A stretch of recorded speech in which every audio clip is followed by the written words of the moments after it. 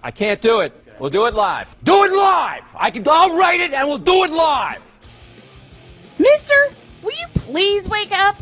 Montana looking, throwing in the end zone. Caught it! Palmero over the head of Jenks. Uribe charges, throws, out! And the White Sox have won the World Series. And that'll do it. It's over. The Golden State Warriors return to a familiar place. They're on top of the NBA world. We're down to 2, now to 1. Here's Jordan. Yes! It is all over for Chicago. This is Snowman in the Morning. Hey, this promises to be fun. Oh, yeah!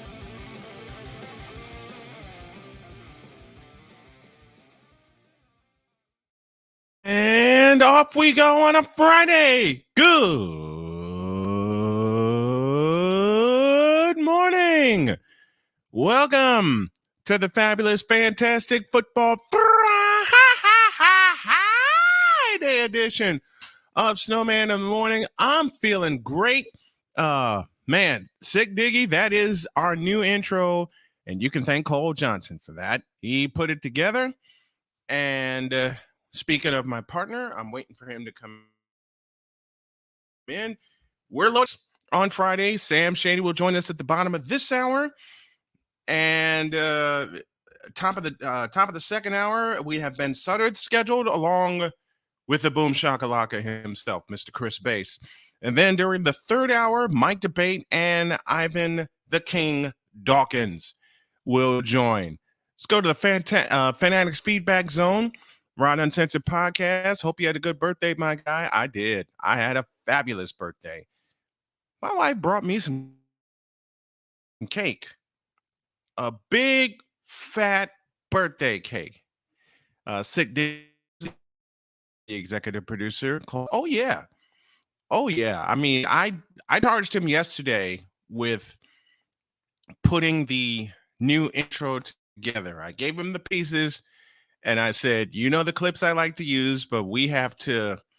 We got to have a consistent intro. That's one thing that has been missing. I love the fact that we got several of them, but we got to have one. Got to have one that's consistent that'll bring everybody into the show. I'm ready for the boom, says that critical Broncos fan. We all are. I always look forward to having Chris Bass on Fridays. But all kinds of stuff to talk about today, and let's not waste any more time. I'm going to severely improvise because I don't have any notes. So it's Friday. I don't have any notes, but we're going to do that.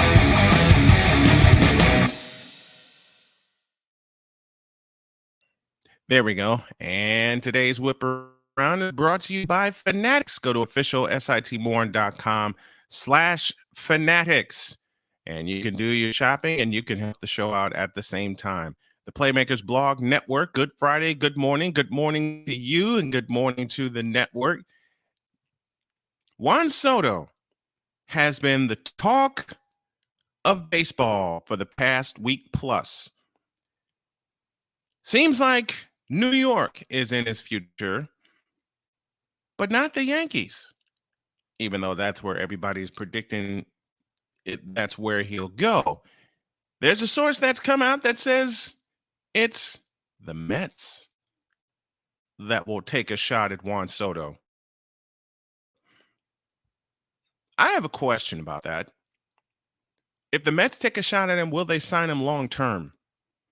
Or is he just going to be a rental? Like I have a feeling he will be. I had one guy come to me and say that the Yankees, those damn Yankees, will sign Juan Soto and drop Aaron Judge. Let me say that again. Sign Juan Soto and drop Aaron Judge. You for real? Yeah, I'm only a couple minutes in and we're doing the clips already. Drop Aaron Judge? Really? There is no chance in hell. I feel like Vince McMahon. There is, and let me say it again, no chance in hell that that's going to happen. Especially given the fact that the Yankees just like need Juan Soto.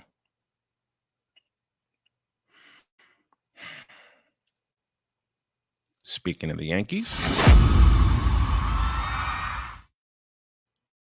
Aaron Boone said, "Don't overstate the Yankees' woes versus the Astros. Don't overstate it, huh? You open the second half of the year getting swept in a doubleheader. You open the second half of the year getting swept in a double header. I'd say that's a few woes, and considering the fact that the Astros have owned you guys in the postseason, I say that's a problem. That's a huge, big-ass problem. Y'all may have the best record, but Houston is nipping on your heels. And when I say they are nipping at your heels, they're about a game and a half, I believe. I think that's what I read this morning, from the best record in the majors. And you say you have no problems with the Houston Astros. By the way, you got to remember, the Houston Astros are the defending American League champions and have taken you out 2 of the last 3 times you faced each other in the playoffs. So the Rosen is blooming again. Josh Rosen. Did I climb in your head doing that one?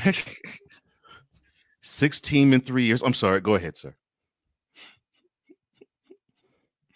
So I guess the number 10 pick in the 2018 draft, last played for the Atlanta Falcons in 2021, completing 2 of 11 passes with 2 interceptions.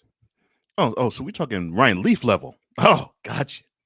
Below Ryan Leaf level. Well, remember there was a I'm game. sorry, but Josh Rosen just hasn't been it.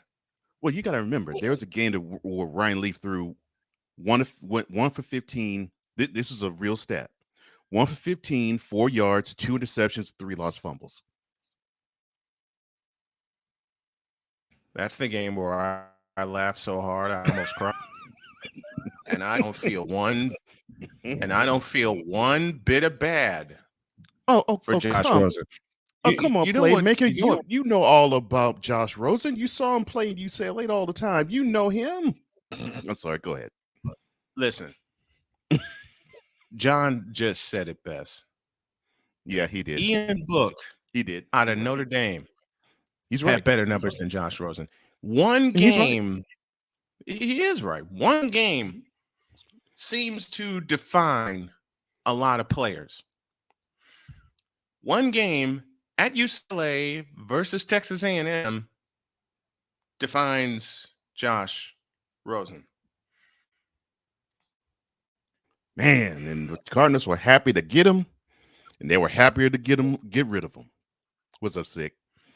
49ers took a one-game chance on him. I said, nah, we're good. That's bad when you only get one game and you don't even play, and then they let you go. Oops. Well, they saw all they need to see in practice. That's probably why. Poor Josh Rosen. Oh, wow. And it's Cleveland.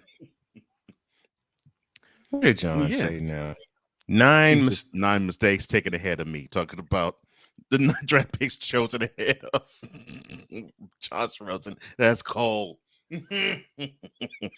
And now Dietz is in on the fun game. You mean half? Oh yeah, quarter. Well, then forget the half. Quarter. And then there's Nathan Peterman, who still has a job, who threw 5 picks in a game, 5 picks and a half. How the hell does Nathan Peterman still have a job? And Josh Rosen can't keep one. Right. This, by the way, is the post-birthday special, y'all. It's Friday, it's football, and we're going to do a lot of improvisation. I'm just letting you know what's coming around. But I knew that was coming. Yeah. Bye-bye, Rosen. You won't last a half. The San Diego woman who initially accused Trevor Bauer of sexual assault, triggering the investigation that prompted an unprecedented 2-year suspension. No, don't. I'm sorry. Don't say it. Don't say it. Don't say it. Don't say okay. it. I won't say it. I want to. No, go ahead. Because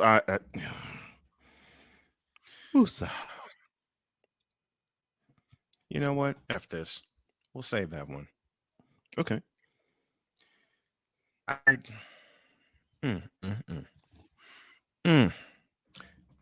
And finally, Charles Barkley. Yes, that Charles Barkley. Sir Charles, the Hall of Famer, is calling out selective outrage over Live Golf amid reported interest to hire him. Okay. There's selective outrage all over the place when it comes to this. And when I say all over the place, there's selective outrage, and I mean every word of that. I love the term selective outrage. Well, it fits. It fits in a lot of places. Now, look, I get that, if you earn the Tiger Woods camp, you want to earn your money, so to speak. I get it. But on the other hand, if there is an entity who is willing to bankroll a whole lot of money in your direction, Take it. it would be totally difficult, if not impossible, to decline it. You got to take it.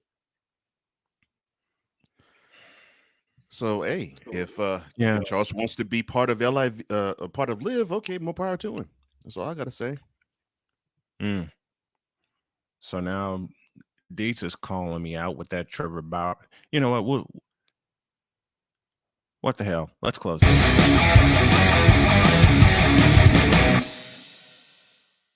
Oh, yeah. The Whip Around brought to you by Fanatics, where sports fans shop. Go to officialsitmorn.com/fanatics. Start shopping, and you can assist the show as well. All right.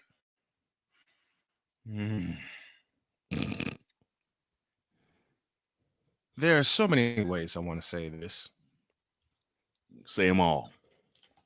Say them all? Say them all. The San Diego woman, and I'm reading from ESPN, who initially accused Trevor Bauer of sexual assault, triggering the investigation that prompted an unprecedented 2-year suspension, denied that her allegations were, quote, false, fabricated, or bogus, close quote. Her attorneys wrote in a court filing earlier this week, which tells me she didn't say them, which tells me they're trying to keep this ish going, which tells me Trevor Bauer may be back in Major League Baseball. Bauer, who appealed a suspension from MLB and is currently navigating through a lengthy grievance process, filed a defamation lawsuit against the woman in April. The suit claims she fabricated allegations of sexual assault, pursued bogus and criminal civil actions, made false and malicious statements, and generated a media blitz based on her lies in an effort to destroy Bauer's reputation. So what you're saying is we're and extract millions of dollars. So what you're saying is this is Amber Heard Part 2? And 3 and 4. Goodness in other gracious. words, I have the feeling the bitch lied. That's exactly where I thought you were going to head. The bitch lied.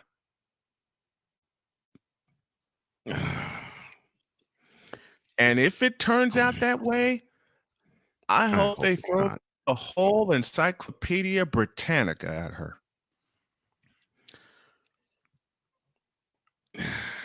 And Dietz is correct. Well, it worked. Her story damaged him forever. Yeah. I mean, people don't look at Trevor Bauer the same way. You're correct. And sick, 100, bro. Dude spent 5 years in jail before he was exonerated. Yeah. And they didn't even investigate it. No. They just deemed him guilty and threw the book at him. Mm-hmm. And unfortunately for Trevor Bauer, he's done. And I hate saying that. I absolutely abhor saying that. I do too, man. Because, all right, here's the thing.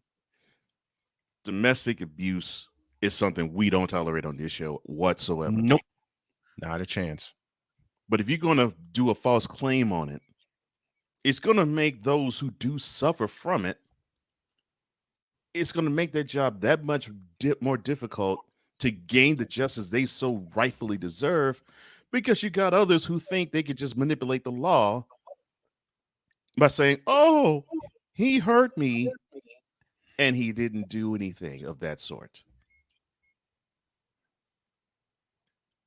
See this man right here, folks? And then you will mess lives up. My partner can attest to that. Because you tried to do it to me nearly cost me my career. And the mother that started it years before nearly cost me my career. And both of them, I say, I'm still standing. Take a break. When we come back, we'll launch into our football talk. And the Arizona Cardinals have committed a mortal sin. I can't wait to go in on this. Yes, sir.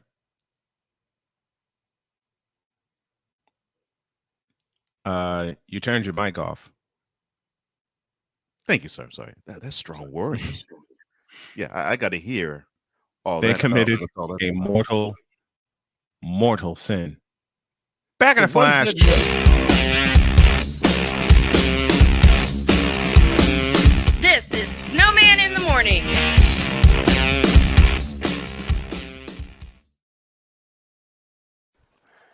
Hey everybody, Snowman here. Hope you're enjoying this program.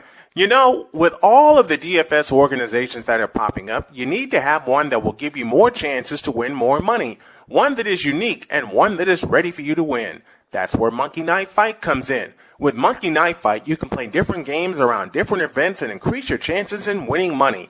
And what better time than to do it now? With sports back in full swing, including Major League Baseball and the NFL on the horizon, there are more games to play, more choices to make, and of course, more money to make. And right now, when you go to Monkey Knife Fight, you can use the code Snowman and get a 100% match on up to $100 on your first deposit. It's real simple to do. Just go to monkeyknifefight.com, use the code Snowman, that's me, and get a full 100% match on up to $100 with your first deposit. Monkey Knife Fight. Take a chance. Win some money. Play some games. And when you sign up, tell them that Snowman sent you.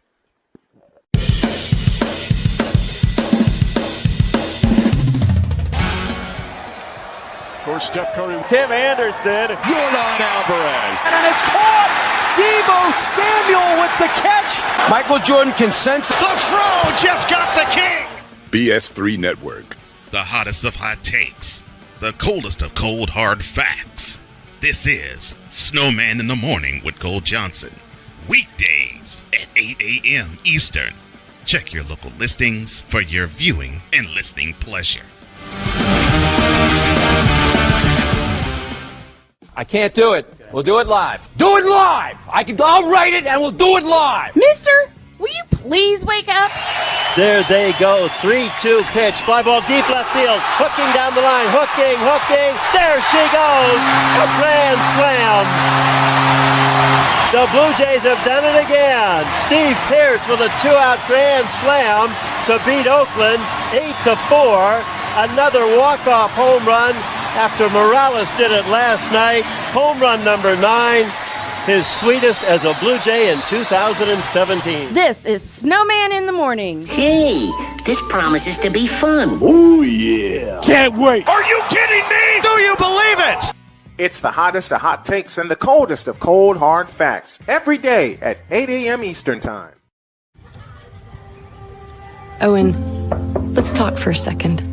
Hi, Ellen. Come on in. When you came into my life, it was a whirlwind. I just can't do it. It'll come to you. It won't. We had a lot to learn about each other. A lot. Hey, looks good. Things were changing so quickly. Uh-oh. We didn't know what the future would hold. Any of us. I just wish you felt more at home now. But we knew you would always be a part of it. Adopting you was the best decision in our life. And I am so proud to call you my son.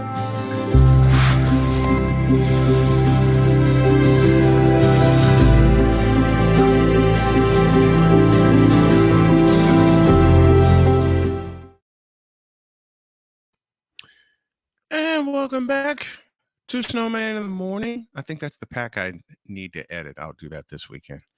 Mm-hmm. All right. Let's get back to business, shall we? And if you all can help the show as well as help the Snowstrong Carolina mission, that's one way to do it. And we're presented by Black Lion Security Firm, the pride of protection with the protection of pride. Okay. So I'm going to piss Deets off playfully.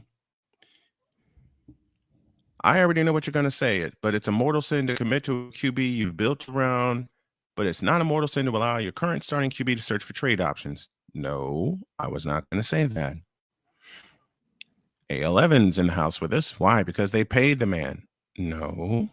Well, that's part that's part of it. Let me put that comment back up. Come on, bro. He's a QB, and you know they were going to pay him. Yeah.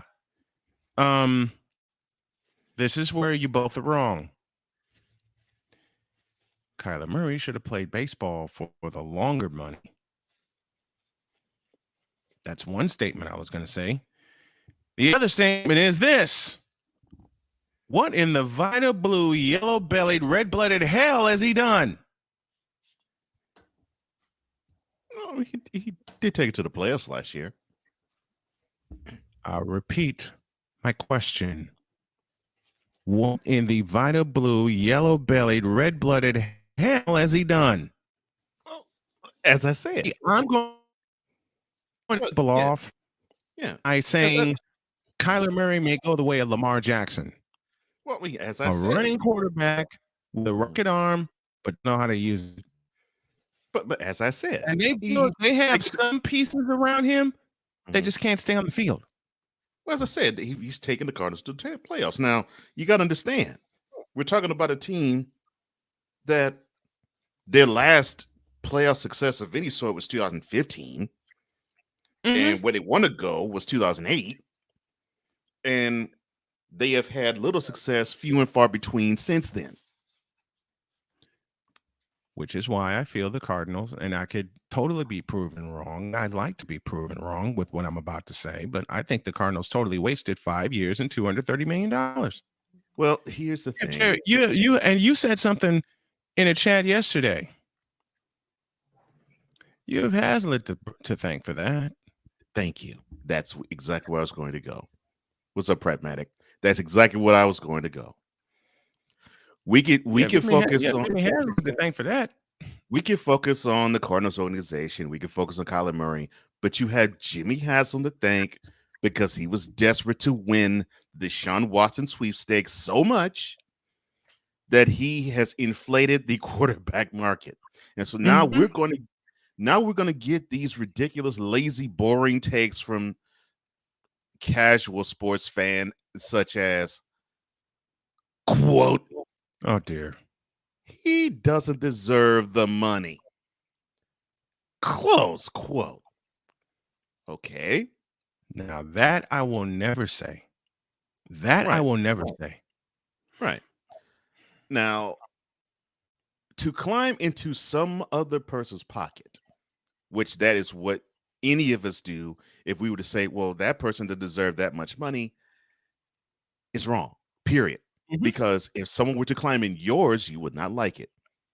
Exactly. And if you were to tell them how much you make, and they'd say, oh yeah, you're making too much, you will fiercely defend that point. So that lazy take needs to be taken. That's why I know better than to have that. That's why I know better than to have that lazy take. Right. Oh no. So that he got paid, and yes, he got paid. Yes, he got his money. Yes, he got his extension. Okay. Now, I will even go as far as to say he totally earned that because he did take the Cardinals to the playoffs. Right. I just want to see what happens after that. And now A.L. Evans is starting to argue with me. He's a way better passer than Lamar Jackson. No, he's not. Okay. A way better passer than Lamar Jackson. They're the same. Like I said, better. I do like his mechanics a little better passing than Lamar. But I can't say that Kyler is way better. He has his moments of being accurate. Yeah, he has his moments of being accurate. And the moment he also that has his should moments of drive, being errant. Yeah. The moment that should drive Kyler Murray is the playoff game last January. I will say that in his favor. Oh yeah, I will say that in his favor. Yeah, early second quarter, wild card game. He's trying to get out of a blitz. And he heaves a wounded duck in the arms of a Rams corner at the Cardinals 5, and easily he boogers in for 6. Or as Keith Jackson would say, a wounded goose. Here is where I have the issue. I think I started an argument because brother. Rod's with us. Good morning, Wise. What's up, Wise? Rod says, I am picking Lamar over Kyler. Y'all can have them both. Okay. Here's where I have the issue. It's not that they re-signed him. It's not that they re-signed him for whatever they re-signed him for. It's the crap that happened from that game you just said until now. Because remember, there was a whole lot of drama. The Cardinals sniped at Kyler. Kyler disowned any Cardinal paraphernalia on his social media. He clapped back at them at any chance he got in all throughout the rest of January. He handled it poorly, and so did the Cardinals organization by paying him and by succumbing to him. It's like what my buddy Andy Dorff said yesterday. All you have to do is cry, go win, and the organization you're with pays you. So now we are 6 months later, and it looks like the tactics he used was, like you just said, sir, well worth it, because he got what he desired. A long-term deal with a lot of money, because he now is the highest paid quarterback alongside Deshaun Watson. And 160, and he knows he can pull 160 million is guaranteed, and he knows he can pull that stunt again. Why is your thoughts on this Kyler Murray fiasco? I mean, extension. You know what? It's a creation of for the governor, whatever you call them, the governors, whatever. For me, for all these years that these NFL players have been being underpaid and putting their lives at risk, because the guys before these guys, they make no money really. Some of them, like, they really prior to now, like with these big TV deals and stuff like that. Like when I was growing up football, some of these guys had second jobs. So to see where it come to now, where, you know what, I don't feel sorry for the owners. Go make that bread. Take that bread. Listen, do what you got to do. I'm no longer. It's because the way the owners have been, I don't feel sorry for them anymore. Only ones I feel sorry for is for the fans, because now the prices are going to go up.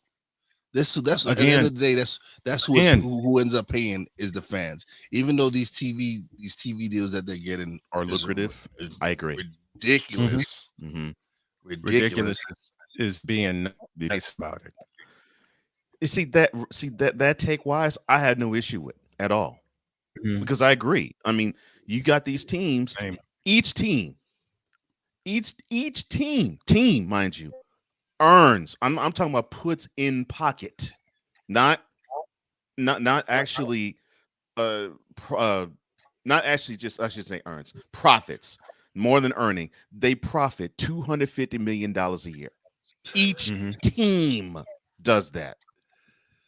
Each team, and of course, it makes the whole league earn $16 billion in a year, and you know that price is going to go up. So you're doggone right, Wise. The owners have the money to give these players. That's not a problem that I have, and that's definitely not a problem I have in this situation. I would like to see Kyler conduct himself like a man, and not play childish sophomore games because he didn't get his way on the field and he didn't get his way off the field.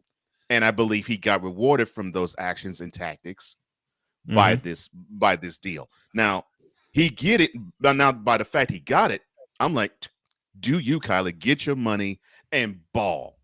I know what you're saying. I get what you're saying, where he should have handled it differently. I understand that. I get that. Yeah. But it's the same thing when owners and teams supposedly drop some information about certain players so that they can take advantage. Like there's certain, like Deshaun Watson is a prime example. Like the team knew what the hell he was doing. They knew. Yet they fed him, said him like, literally, you want to leave us? Here, go ahead, have fun. And then, ladies, start dropping all those bombs. And now they settle, and nothing is done to them. But yet, Deshaun will get away scot-free. And Deshaun, and I don't think he's going to get a year. He's not, because he won't even get 7 games. Haslam is going to be calling the office like, yeah, I invested $250 million. Y'all going to recoup me on that? That's why I believe it won't happen. If that call has Wise, to your point, if that call hasn't happened already. Oh, I'm sure that same. I'm sure that call's already happened. And I'm also sure it's happened several times. I'm 100% with you, Wise. I really believe Jimmy is saying to basically the league, look, I can't have Deshaun gone for that long. Yeah, because I have paid this guy $230 million. I can't do it. So y'all gonna have to fix my mistake. Right. Right. Yeah, because of that decision, that's a wonderful way to point. Put it. And because of that decision, we won't have him miss a year. And put it in the promo. So y'all are gonna have to fix my mistake. We're gonna have to have that comment all throughout the season. But that's basically what Jimmy Haslett is saying. Yeah. Y'all are gonna have to fix my mistake. And we're like, why? Oops. Because he's a governor and he can do that. Well, see, okay, why? So for clarity purposes, the NFL, they still call themselves owners. It's the NBA they call themselves governors. Yeah, whatever. I don't care. It doesn't matter. It's still a plantation. I find it hilarious and funny too. It applies both ways. But yeah, but to your other point too, Wise, I'm not saying this is all at the feet of Kyler either. I do believe the Cardinals organization really has a big hand in messing this up too, and wanting to be petty and leaking stuff out to media and basically saying that Kyler is a bad actor and all that. And here's proof as to why. And Kyler wasn't helping himself up on being a bad actor, literally. Yeah. And it just was a bad situation all the way around. And here we have this. And he has the deal that he wanted. That exactly, Paymaker. See, what had happened was, exactly. And that's what is Jimmy Haslam. And Rod just echoed a point I've been saying when it comes to say this again, Rod. Yes, we believe that. We have said that for years. But now, hold on. But the Ravens' philosophy hasn't changed. They've always been, besides when they had Flacco. That's why I was going to go. Okay. Prior to that, prior to Flacco, they ran the ball. See, that's not the issue. I don't have an issue with running the ball. I have the issue of having him run the ball so much. I understand that. I get that you don't want your quarterback to run the ball. Exactly. I agree with you 100%. Right. I agree with. They need to rail him. They need to lasso him and let him give the ball to the running backs, then do his little drive. But he has an arm. It's not like he does have an arm. It's not like he can't make the throw. He does have an arm. He can't make the throws. That's part of the reason why he's in the NFL, because he can wing the ball like that 60 yards downfield without blinking. Yeah. So now, if you could take advantage of that tool of it, not just using his running abilities to do it, because he won't have a long career if that's the case. Exactly. Didn't we've spoken about that before? Thank you. Which is why I led with Kyler Murray. You should have played baseball for the long his career. Career wise, yes, you would have made made way more money and would have had a longer career. That's why I led. But again, with the statement that I led with. This is what I talk about. This generation right now, early money. It's instant gratification. Yeah. Get that early money. You get that money bread now. I don't knock him. Get that bread, bro. I don't knock him either. Yeah, exactly. You can't knock him. You can't. But Wise, to your Ravens point, we here. I'm with you, and you're correct. That is the Ravens' philosophy. They love to run. My problem is they run Lamar too much. I agree. And the Cardinals are doing the same thing to Kyler Murray. And the thing is, Kyler Murray has an arm as well. It's not like he has an arm. The dude played baseball. He can throw. Yes. I'm saying. Yes, indeed. So for me is you're taking too much advantage of the tools that they have. Yes, they can. So if that's the case, have it where you can get the pocket to move and have them move and pass the ball, not just run the rock. Right. Absolutely. 36 after the hour. Here's Sam. Morning, Sam. He's down in the Philadelphia Stars gear. Oh man. Finally got the hat in the mail, so I figured I'd wear it. This is probably going to be the only time ever that I wear it. After this, it's a collector's item. See, this is where Wise is going to get mad at me because I got to introduce Sam the right way. And Sam, you know this song, don't you? Absolutely. You know this song, don't you? Love it.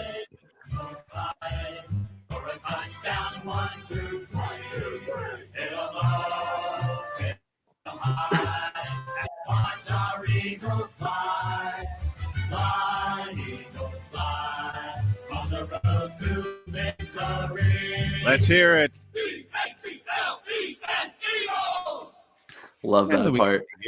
Now that we got the intro out of the way, how you doing, Sam? Good morning. I'm doing great. How about you guys? Doing good. Well, Sam, probably for the last 30 seconds, Wise is doing great. Nah, I'm good. Listen, I live in Pennsylvania. I know. I live in Pennsylvania, so I'm surrounded by seconds, absolutely. Look, I apologize, and I apologize in advance for that. Sam Shady joined the Shady Sports Network, and if y'all hadn't had a chance to check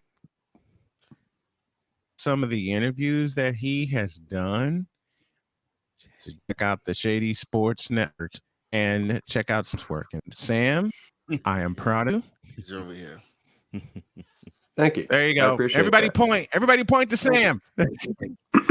Oh man, I am proud. We are all proud of you. We love the work that you do. And there's a draft that's coming up in November that we all are going to cover. And Sam dropped a couple, and I want you to drop a couple names for us. Who's going where? Let's start with that. Oh man, there's a lot of big names. So the first big name that I really want to talk about, he's a guy that I'm personally fascinated with as a player. That's De'Aaron King. He played at Houston and Miami in college. Probably best known for his time at the U. With that being said, he played some wide receiver when he first entered college at Houston. Yes. That's what intrigues me the most about him is he can. Right. He's one of those dual threat guys. He can go split out wide. He can play slot receiver. He can return kicks. He can return punts. He can run. He can throw the ball. And the XFL, I think, is the perfect league to fully utilize a guy like that. We might see like a Taysom Hill style role for him. I could see him being drafted by a team that has another pass first quarterback, similar to what we saw with the USFL and the Generals with Perez and Johnson. Except with this being said, I would expect King to play another role when he's not on the field as a quarterback. Martavis Bryant. Sorry, go ahead. Oh, Martavis Bryant is another name that I expect to see in the draft called former NFL third-round pick, guy who lit up the league for a couple years and then had some suspension issues. It seems like he's gotten that cleared up. He was in the CFL to begin this season, went to the FCF for a minute, and now he's got the XFL draft invite. Sam Shady joining us here on the Friday program, the Football Friday program. If De'Aaron King and Martavis Bryant show out, does this get them to the next? Do you think a great performance would get them to the next level? See, it really depends on the player. I say for Bryant, he would really have to light the league on fire to get another opportunity. On the other hand, for King, he's very young. So this is a situation where if he shows out well and he can play quarterback position, which is what I ultimately think he's trying to do here, then I think that he can absolutely end up back in the NFL. It's really on a per player basis. And you can see this with the USFL right now with the guys who are being signed. Age is extremely important. Prior experience with the NFL is extremely important.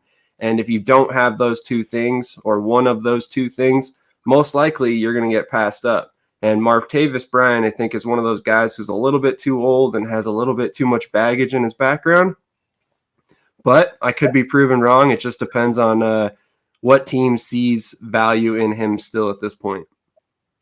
Let's go to the CFL as we talk football with Sam Shady. And Sam, How many chances did the Ottawa Redblacks get last night in a goal situation? And they still fumbled. They still fumbled it away. They fumbled it. Exactly. And the funny part is, like, I've been critical of Caleb Evans all season long, but with that being said, he drove downfield. He got them, I think it was to the 16-yard line, something like that. The receiver catches the ball, fumbles it because of a great hit by Micah Awe. Micah Awe picks up the ball, returns it 68 yards, and ultimately sets up his offense for the goal-to-go situation. And ultimately, Dominique Davis attempts to run it in. They get stuffed, and then Trevor Harris comes out and throws a pass to Eugene Lewis and scores the touchdown that puts them up by 14, and they never relinquished the lead after that. The other thing with Ottawa, 3 shots in the fourth quarter in the red zone, 3, including one in the final 30 seconds, and penalties killed them. 3 penalties took them out of range, and they were never able to get a game-winning play off. Why is Ottawa struggling so much? I think it's chemistry. If you look at what they did this offseason, Ottawa was more or less trying to build that super team that we've seen NFL teams do in the past couple seasons. And when you do that, it's great. You have a lot of great players. You have a lot of talent, but you also have a lot of moving parts that need to build chemistry together as a team. And I think that's basically exactly what we're seeing in Ottawa right now. Sam Shady joining us as we're talking CFL on this Football Friday. Then you have the BC Lions, who averaged, 40-plus points their first 3 games. They get whacked by Winnipeg. And then they only scored 17 points last night, and they won. So somehow BC has gotten their identity back together, but the Hamilton Tiger-Cats gave them hell last night at BC Place. Yeah, Hamilton's no joke this season. I think, they're one of those teams that's like kind of on the fringe, but at the same time, they're going to give every opponent the best game they possibly can every week. And they're definitely a team that I think are playoff contenders, although it really just depends on if they hit that proper rhythm and get the momentum on their side as the season goes on. Sam Shea joining us here, and a question from and I want in particular to answer this question, and the comment comes from Chris Dietz, and it goes like this: why doesn't Cam Phillips get any love? Guy has went up the cell and was the lead receiver for the XFL before the virus. I too were to answer that before I give it to Sam. Greg Ellingson from the Winnipeg Bombers. But your thoughts on Cam Phillips? Phillips is great, but it's a situation. It's another situation. All right, so it's another situation where I think age comes into play. Ultimately, I think, as you mentioned, Cam Phillips has been around for a while. I mean, the last time the XFL was around was in 2020. So that right there is 3 years. And you got to figure, if you're not already established enough to be in the middle of an NFL roster, not on the bottom of an NFL roster, it's extremely hard once you're out of the league to get back in the league. It doesn't matter if you ball out in the XFL and the CFL. It really doesn't matter. You'll see guys across the CFL that have had that happen to them at one point or another. In fact, Montreal has a bunch of them. I mean, their entire offense is built off former NFL guys that fell out of the league and have been trying to get back, but just can't make it over the hump. And I mean, Jake Weineke, he scored, I think it was 19 touchdowns in a 2-season stretch, and he's still with Montreal. So, I mean, he was, on 1-year contracts that whole time. He never got picked up by the NFL. And personally, I would put Weineke over Phillips in the CFL if we're going in terms of receivers. But with that being said, it's just, like I said, it's on a player-by-player basis. And age, extremely, extremely important when it comes into things like this. And unfortunately, I think Phillips is at a point where he's most likely going to be sticking around in the CFL, the XFL, leagues like that for probably the foreseeable future in his career. You mentioned a name that I am very familiar with, and Jake Weineke out of South Dakota State. He teamed with Dallas Goedert for 3 years. Weineke can stick around, and Weineke, I believe, can get an opportunity in the NFL. I'm surprised no one in the NFL took a chance on Jake. At the same time, Dallas Goedert was drafted. Yeah, there's that makes no sense to me because, in my opinion, I mean, 2019 he scores 8 touchdowns and it's through the back half of the season. At that point, the NFL should have given him a shot. I don't know why they didn't. They basically let him languish because in 2020 there was no CFL season. He could have been on an NFL roster at that point. He could have been on an NFL roster in 2021 when he went on to score 11 touchdowns and lead the league. But unfortunately, neither time did he get an opportunity. And ultimately, I think he's getting cheated because he's the best receiver in the CFL, in my personal opinion. And he could easily be a number 3, maybe even a number 2 receiver in the NFL.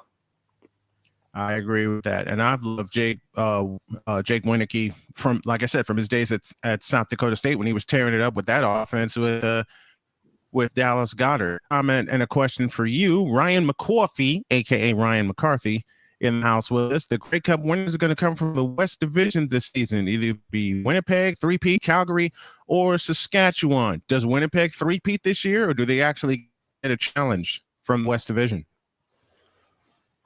Man, I mean, Winnipeg is looking tough, so it's going to be a difficult task to bring them down, especially in the championship game. They've shown a penchant for winning big games, so I ultimately think that right now my money is on Winnipeg to take the chip.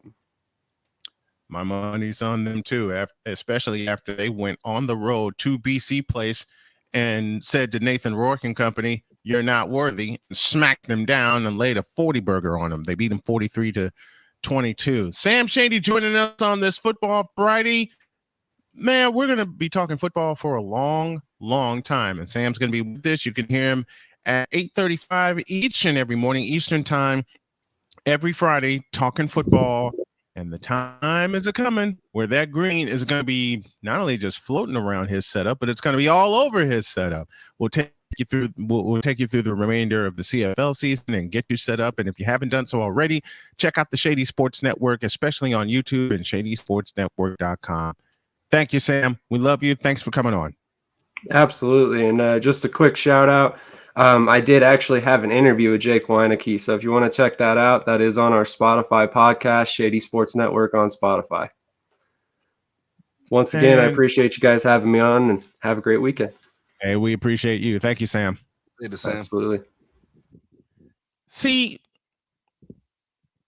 Jake Weineke is getting screwed because he's proving his worth with the Montreal Alouettes, and he should be proving his worth in the NFL. Because when I saw him play with Dallas Goedert, those two should have been drafted. Your mic's off again, Cole. You're muted, brother. Well, that was a similar situation with Doug Flutie. Yes. You know, he didn't get his shot in the NFL, and he didn't really get a halfway serious shot until they saw him win championship at the championship at the championship and Grey Cup at the Grey Cup at the Grey Cup. Mm-hmm. Hey, same with Warren Moon. And the same with Warren Moon. Because the NFL didn't even want to even have him be a quarterback. They said, well, you know, you make for a good corner. He's like, no, I'm a quarterback. And if I can't play professionally in the NFL, I'll play somewhere else. Mm-hmm. And he lit up. He lit up the CFL as well. 5 straight Grey Cups in a row. Yes, he did. Three quarterback names: Doug Flutie, Warren Moon, Jeff Garcia. Mm-hmm. 3 Grey Cup winning quarterbacks. You just can't put that kind of pedigree down. And I'm hoping somebody in the NFL picks up Jake Weineke. Because as I said, I saw him play at South Dakota State. And I'll leave it there. We'll take a break. And when we come back, time to tear up the Dallas Cowboys. And Ben Sudderth will join us to help tear up the Dallas Cowboys. Back after this.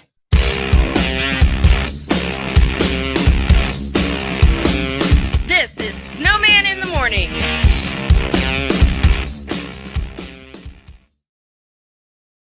Hey everybody, Snowman here. Thanks for listening to this episode of Snowman in the Morning. You can support us at Snowman in the Morning with Cole Johnson every time you shop for fan gear or collectibles at Fanatics. Just visit officialsitmorn.com/fanatics and click on the Fanatics logo. Then shop as planned and we'll get a commission on your sale that will help us a ton. Next time you're going to shop at Fanatics, just visit officialsitmorn.com/fanatics and support our morning show. Thanks.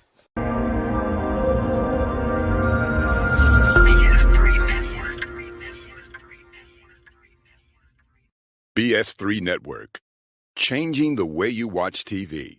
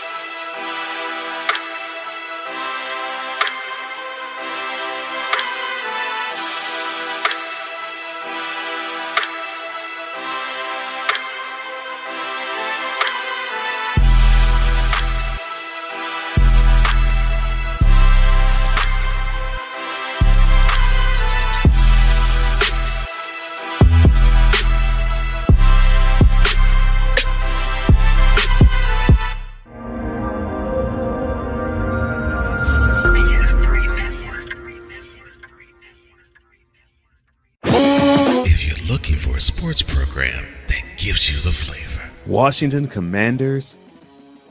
Really? This whole thing stinks to high heaven. That pulls no punches. Thuggish act by a thuggish actor. That gives you some humor. Praise everything LeBron does and never criticize it.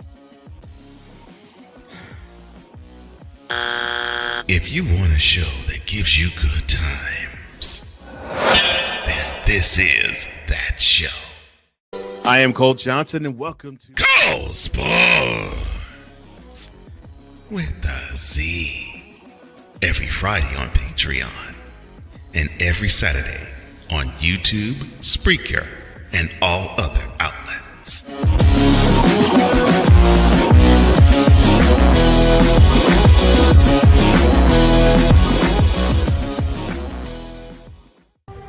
Owen, let's talk for a second. Hi, Ellen. Come on in. When you came into my life, it was a whirlwind. I just can't do it. It'll come to you. It won't. We had a lot to learn about each other. A lot. Hey, looks good. Things were changing so quickly. We didn't know what the future would hold. Any of us. I just wish you felt more at home now. But we knew you would always be a part of it. Adopting you was the best decision in our life. And I'm so proud to call you my son.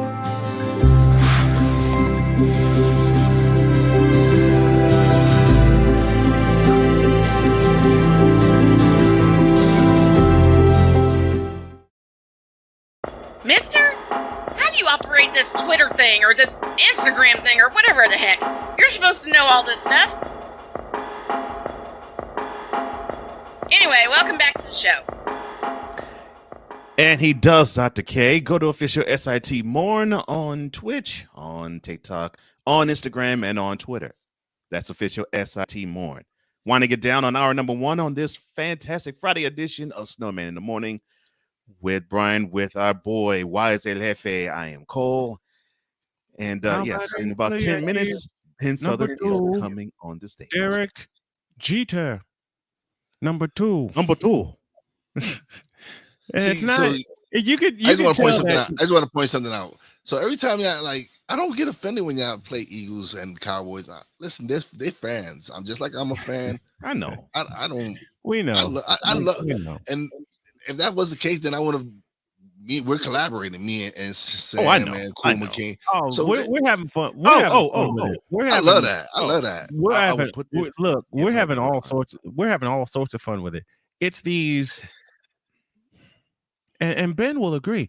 It's these delusional, backwards Cowboy fans that think they straight up wear blue and silver colored glasses. Where they will 15 minutes after they eliminate say, we're going to Super Bowl, right? We're going to Super Bowl. I have some good friends that are Dallas Cowboys fans. But are they real Cowboy fans? Are they my really? man Jason is a diehard Cowboys. He's a New Yorker, but he's a diehard Dallas Cowboys fan. He is. He goes to their games. He goes to Texas. He goes to Dallas and goes sees their games. When they come to MetLife, he reps his team. Even in enemy territory, he reps his team. And I got nothing but love for him. And he's a great still dude. alive? Oh yeah, yes, yeah. No, but he's a great dude, man. But it's the fandom that 15 minutes after they're eliminated from the playoffs or eliminated from the playoff game, 15 minutes after Dak Prescott makes a stupid move. We're going to Super Bowl. We got robbed of going to the Super Bowl this past year because of referees. And we're going to Super Bowl next year. And they make a whole bunch of excuses. Well, if this didn't happen and that didn't happen, you lost. Look at that referee. He's jogging. Fool. Your quarterback needs to know technically clock. we all got those fans though. We all got those fans. Unfortunately, with the Cowboys fans, it's a there little are bit more so many it's a little bit more spotlight on them because they're the ones who always I get it. I understand. I am no fan of the Cowboys. And they're not the fan base I dislike the most. It's just they're the ones that are so comical. They are so hilarious. Where you just sit back and you just have to laugh at the stupidity that comes out the mouths. What the heck? Do you even watch the team? These are the same kind of fans that sprinted into AT&T Stadium in January once the gates open. Ryan McCarthy, wait, a New Yorker that's a diehard Cowboy fan? That doesn't make sense. Got one better. I got questioned all the time by my mother being from Chicago, and I'm not a Bear fan. Yeah. I get it all the time, and it's like, why are you not a Bear fan? You're from Chicago. Because Joe Montana kicked your asses. Not once, but twice. And once Montana hit Dwight Clark in the back of the end zone over Everson Walls, I was good. Been to Giant Stadium in my Dion jersey. It's a rough life. Oh, Ryan. Oh, Ryan. They do. She does now. Yeah, she does. She does. Yeah, she does. And that's all since 1996, mind you. Listen, that's all since 1996. I feel no sympathy for Cowboys fans. Believe me, I drop memes on them all the time. That's and we love. I have a cousin. We love when you do. He's a diehard Cowboys fan. So and me and the rest of us are Giants fans. So we love him. He gets ganged up. He gets abused. He gets a meme from me. He gets a meme from my other cousin that's in the military who's in Virginia. He gets another meme from one of my other cousins in Puerto Rico who's a Giants fan. We abuse him. Good. But that's Keep doing that. He's a Cowboys Keep doing fan. that the same way Cole and I do. And the funny thing is, he was born and raised in Pennsylvania. So you would have thought he would have went to the Steelers or the Eagles. No. He went to the Dallas Cowboys. See, so you're saying to me, sir, that you treat Cowboys fan like Brian and I treat Brownsexuals? During the season. Okay, gotcha. During the season. See, during the off season, I let them be. We can't. I would love to do the same with Brownsexuals, but they did not. Same thing. They did not let us because I keep perusing through the same spots, right? Listen, y'all talk about y'all peruse through social media, right? But y'all go through the same places. Y'all go to the same websites all the time. But the same problem is the same chat groups. Of course, you're gonna keep running into the same Brownsexuals, Because it seems like you have this one round Actually, section we run into you different stay bars. running into. There's this We- one I we- know Cole we- stays running into all the time. I would love to say it's one. I would love to say it's one. Would love to say it's one. Would I love would to say it's one. If that's the case, I should be a Jags fan. Not. There you go, Playmaker. There you go, Playmaker, sir. a fan of the world champion Nah, Los I Angeles wouldn't. Rams. Yeah, no, Playmaker. My boy grew up in San Diego, and he's a 49ers fan. There you go. Pragmatic Prime. I grew up near Giant Stadium. It was weird to have classmates who were Eagles fans. Wow. We're better the Eagles than the Cowboys. I would think that. I would think it'd be. that. I think it'd be more You got treacherous being parts the of Eagles Jersey. fan. No, in you got parts of Jersey, like South Jersey. yeah, and that, stuff that- like that's that, Eagles. that are close They're to Philly. Eagles. Yeah, those are Eagles. Those are Eagle Uh, fans. Yeah, but Eagle but, fans. but I would think with John. I would That's think why with- Mike Trout is an Eagles fan. Yeah, because he grew up in South Jersey. Yeah. Will But, Mike Trout ever leave the Angels? I'm thinking he would for Philly if the situation was right. But So outside of that, I it's going can't to be see another him Bryce Harper leaving. situation. I mean, I love Mike Trout. Love him. Because He's I'm gonna he's languish- being he's gonna wasted. languish Because in- I'm telling you, in I'm- LA. because He's I'm gonna telling languish you, in LA. I'm telling you, man, Philly and the Philly area, they love Mike Trout. Anything Mike Trout, Mike Trout farts, and they'll have write a story about They it. were having question would be- delusions of grandeur of getting Mike Trout and pairing him with Bryce Harper because they're good friends. Because And it was and just- I don't think, unfortunately, that's gonna happen because of the contract they signed with Bryce Harper. That's the biggest reason. Oh, All right. Hour 2 starts right now. I can't do it. We'll do it live. Do it live. I'll write it and we'll do it live. Mister, will you please wake up? Grant with that jump shot's off. Long rebound run down by Hodges, and here's the King. That's a 3. This is Snowman in the Morning. Hey, this promises to be fun. Oh, yeah. Can't wait. Are you kidding me? Do you believe it? Thank you, Brent Musburger. I want to make a claim on someone. Okay, so this comment right here is not true. I've seen 4 Giant Super Bowls, so I just want to clarify that. I've seen 5 with the 49ers in my lifetime. and I've seen 6 with 4 the Pittsburgh Steelers I've seen 4 in my lifetime. 4 Giant Super Bowls. So 2 of them against the Patriots. yes.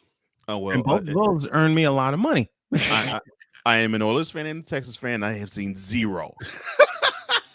See, you should have stopped your sentence, Cole, with Oilers. Well, unfortunately, I have to claim Texans because why? I did go to their very first game, And you didn't get sick? Well, no. They actually won the game because they played the Cowboys, and this was And beat them when- 19-10. Yeah, this is when they were without Aikman and This without is- Irvin. this and is- Irvin and Emerson was on his last legs. And this was Mike Patrick's call with the Sunday Night Football, I think. That's right. This is Now- Mike Patrick and Joe Theismann. Mm-hmm. Yeah. So There's a Giants game that I have in my files that Wise will be proud of. 2000 in Dallas or in Texas Stadium against the Cowboys. And they were down 13-0. And then all of a sudden, 17 unanswered points in the span of about, 15 minutes. And the Cowboys just couldn't get off the ground on that last drive. that Giants team was interesting, though. Hold on, listen. That particular I Giants just, team was I really just interesting. want to remind Dallas Cowboys fan who opened your stadium with a victory. That's all I want to say. Oh my God! I want to ask them who opened their stadium with a victory on Sunday night. With Al Michaels on the call. Oh, my man's on now. Wow, you timed that rhetorical question beautifully. Very I beautiful. want to say my man. He should know this answer. All right. He should know Let's the answer to this. see. I'm just going to sit back and enjoy the ride. Here's Ben Sudderth, and he joins us right now. Good morning, Ben. Good morning. Good morning. What's going on? Sounds like perfect timing to what you guys were talking about, maybe. Yes, delusional Cowboy fans, and you happen to know a few of them. Ben, I just want you to let you know, Ben, I love you, right? But I have something to have to ask you. You don't have to ask Ben. Ben already knows the answer. You can ask who answered your who opened your park with a with a victory. AT&T Stadium.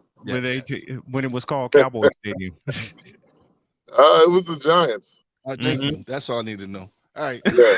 No, I remember. I remember. That's our show for today, folks. No, I'm kidding. No. Why are they so delusional?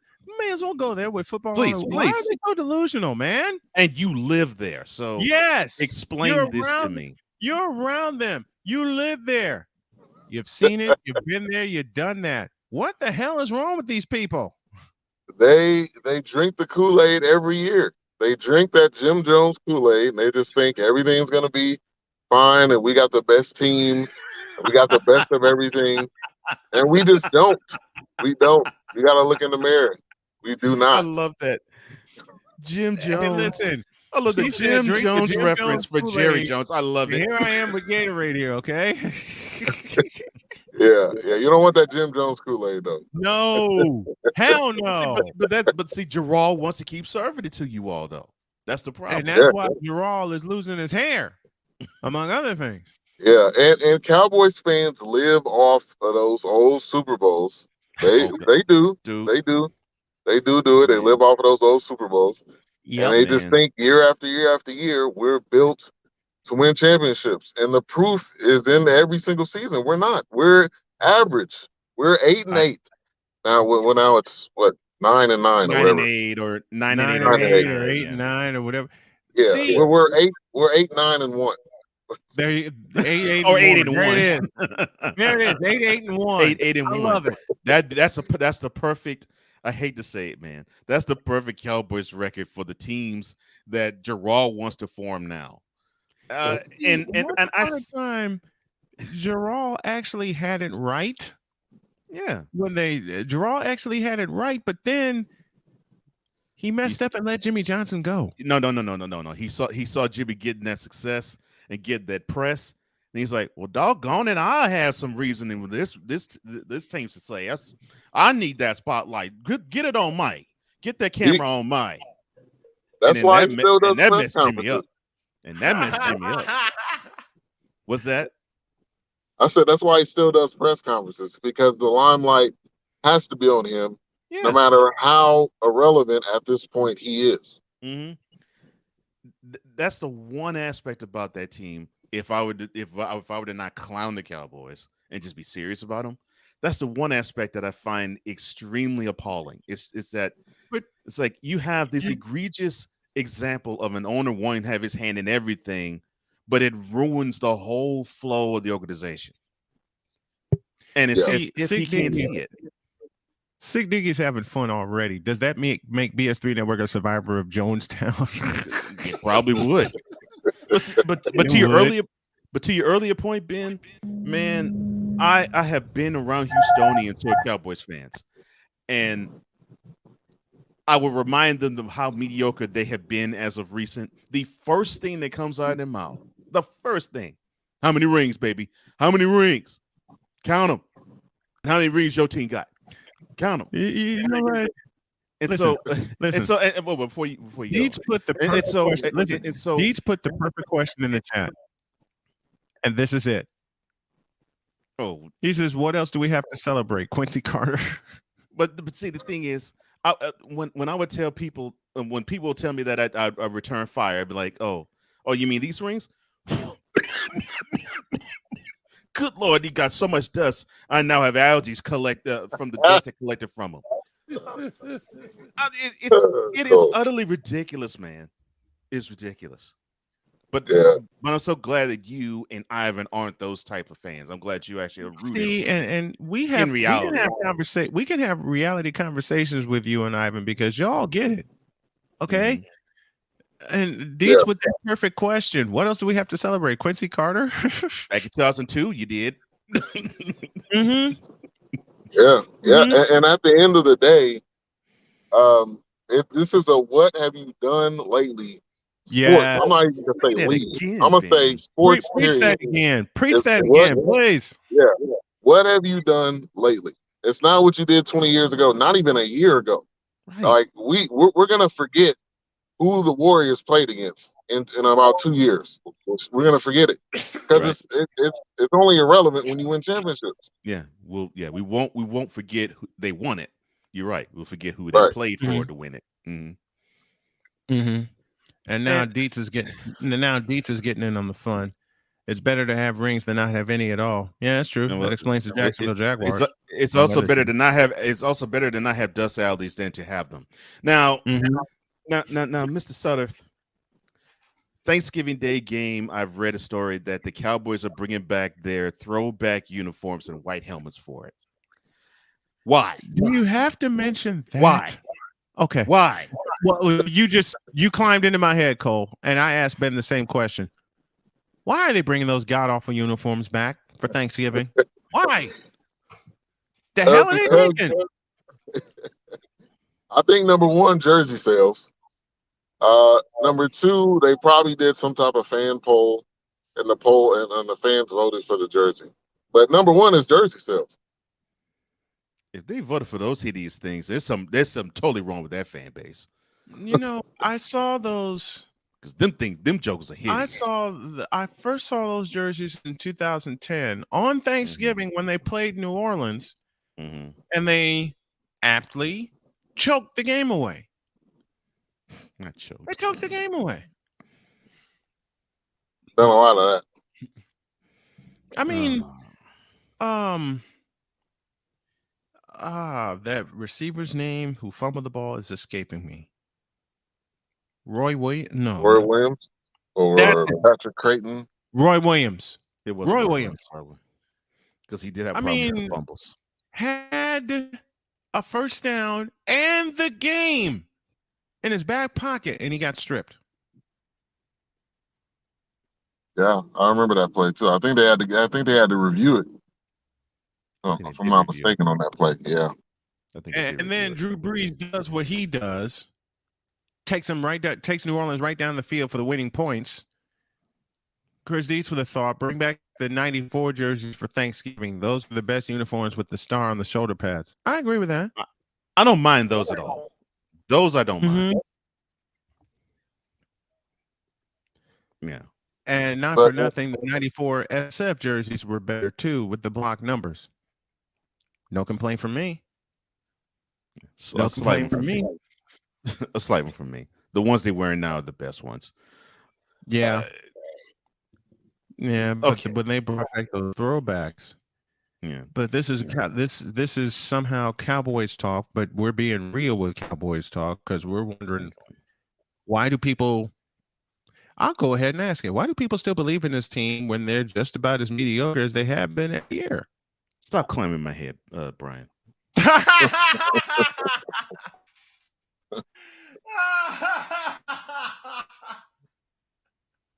They believe because they just hope and pray that this is the year. We've been saying this is the year for the past 20 plus years. 27. And I've said this, and I will continue to say it. You know who Cowboy fans remind me of? Cub fans. I've rather Cubs fans than them. I lived with a Cub fan, and I lived around Cub fans. I've lived with a Yankees fan, and I would rather. No. This isn't slander. Listen. I have lived with a Yankees fan, and I'd rather hear his mess than to hear a Cowboys fan talk. But see, the Yankees have pedigree to back it up. Where's the Cowboys pedigree lately? And Pragmatic Prime, don't you ever make this comparison again. Oh, why? Cowboys fans reminds Pragmatic Prime of Knicks fan. Oh, don't disperse. I'm going to correct that. Let me correct that. Don't do that. I don't disagree. A Pragmatic Prime, let me correct your statement. Cowboy fans remind me of Nets fans. And I say Brooklyn Nets fans, especially lately. Because for some god-awful reason, they seem to think this is the year and then they screw it up. Yeah, and like Wise said to me, I love you, Wise, and I'm not saying it's you, but I'm saying Knicks fans. I know a Knicks fan, boy, he is every single year If we just had this, if we just had that, well, maybe if we get this person, y'all not getting that person. I'm sorry to say. Believe me, I am a realist. Brother, I am a realist. I am a sports fan, but I am a realist. I know, but I'm happy with what my team. Actually, I'm happy with what my team is doing lately, man. If they keep going with the young guys, they got something to go with. I'm happy. I'm happy with the Jalen Brunson. That should have done. Man, I grew up a Nets fan. We still can't get it together. We make it to the playoffs consistently. That sounds like a Mets. That sounds like a Mets fan. As long as we make the playoffs. Like I said, that sounds like a Cub fan. All right, that sounds Ben. like a Cubs fan. Since we did dabble our toes in the NBA, so of course you saw that one Mr. DeAndre Ayton is not going to be a Maverick. He's going to be a Sun still. What are your thoughts about that? Yeah, I'm not necessarily surprised. I know he got the offer from the Pacers, and I was wondering if the Suns were going to match it, and so they did. So I'm not necessarily surprised. I knew it was going to be a reach for the Mavs to be able to get him, but it would have been great. And I would say this: I was in Vegas, did check out the Summer League Mavs, and they were horrible with an uppercase H. So if we're looking for that Summer League team to do something, yeah, it's a wrap. Horrible with an uppercase H. You come up with some gems, Ben. I love with that. the uppercase H. That's a gem, brother. I'm gonna have some fun cutting some parts out of there. And that right there describes a lot of obsessed Cowboys fan right there. Horrible with an uppercase H. Also Ben. Pragmatic Prime has a great question, and I'm going to go ahead and answer it. When do you guys think Mark Jackson will get another shot at coaching? In 2 words, ER. Never. If he didn't get it with the Kings, he's not getting it. He's not going to ever get it. Oh no, especially with all the things that came out about him, and it's not gonna. Players don't. It's not gonna happen. No team's gonna hire him. No, since we're in the NBA, I can say never. I can't say never because the world. I said never. I say never. Unfortunately, with Mark Jackson an NBA head coaching job, yeah, the best place he is now is color guy for ABC and Disney. You will never see him, but you will never see him on the bench coaching again. Disney slapped the mouse ears on him, and that's the end of that. Ryan Murphy, bring the Nets back to New Jersey. Yes, do the Nets want to go back to New Jersey now? Is going to be the question. That's a discussion for another time. Ben Sudderth joining us here on the program. Ben, love you as always. Thanks for coming on, and we can't wait to have you back next week. Oh yeah, always. Thanks. Thank you, man. You too, brother. Ben Sudderth joining us here on the program, and here's a perfect answer: burn bridges on his way out of Dodge. Yep. Yeah. Mark Jackson should coach college and pull a Coach Sanders to turn a program around. That ain't gonna happen either. I would love to say that could happen too, but I think he burned bridges so bad that even college programs won't touch him. Look, the college coaching fraternity saw what Mark Jackson did on his way out of Oakland and said, "No." They said no. And double, especially in a climate now and today where you have how people view Christianity and have it be basically as I guess the best way that I could put it, have it be forced, and some people would think on others. That pretty much is unsettling with more and more people. So, and I don't see Mark Jackson dropping being a pastor anytime soon. So I don't see every coach in the coaching fraternity, when they saw Mark Jackson burn bridges on his way out of Oakland, said, "That's all I can stand, because I can't stand no more." Whipping that old pop. And also they said, no, they weren't having it. Yeah, they weren't having Mark Jackson coaching again. No, here's something. So Okay. So, and pragmatic prime with this. Not even an HBCU. No. No. I think he would want too much money for an HBCU program. You know what? Personally, I'm gonna get in trouble. I don't care. We got to answer this the right. Where is it? Where is, I got you know it. what? I got it. Just go Mark for questions. Jackson. I got it. I'll start with this. Mark Jackson coaching an HBCU.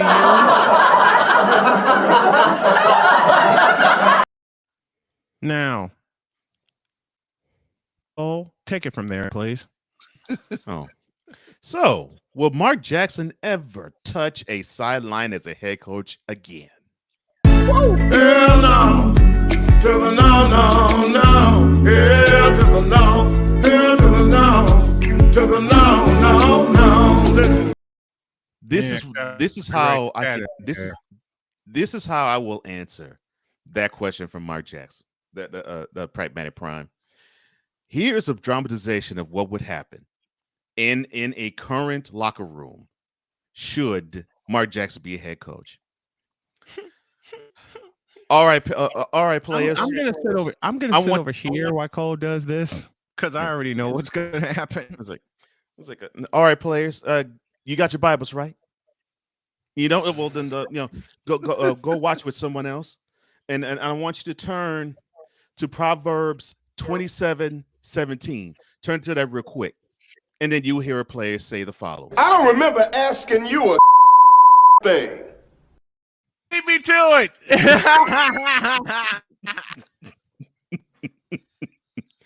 That is why we will not see Mark Jackson coaching a team ever again. Coach, the Bible's over. Okay, I'll set it up. You finish it with the same thing. Coach, I don't have my Bible. My Bible's over there. I don't remember asking you a thing. Oh, you'll have Mark just be infused with their anger. That'd be funny. You know what? Let's go a step further.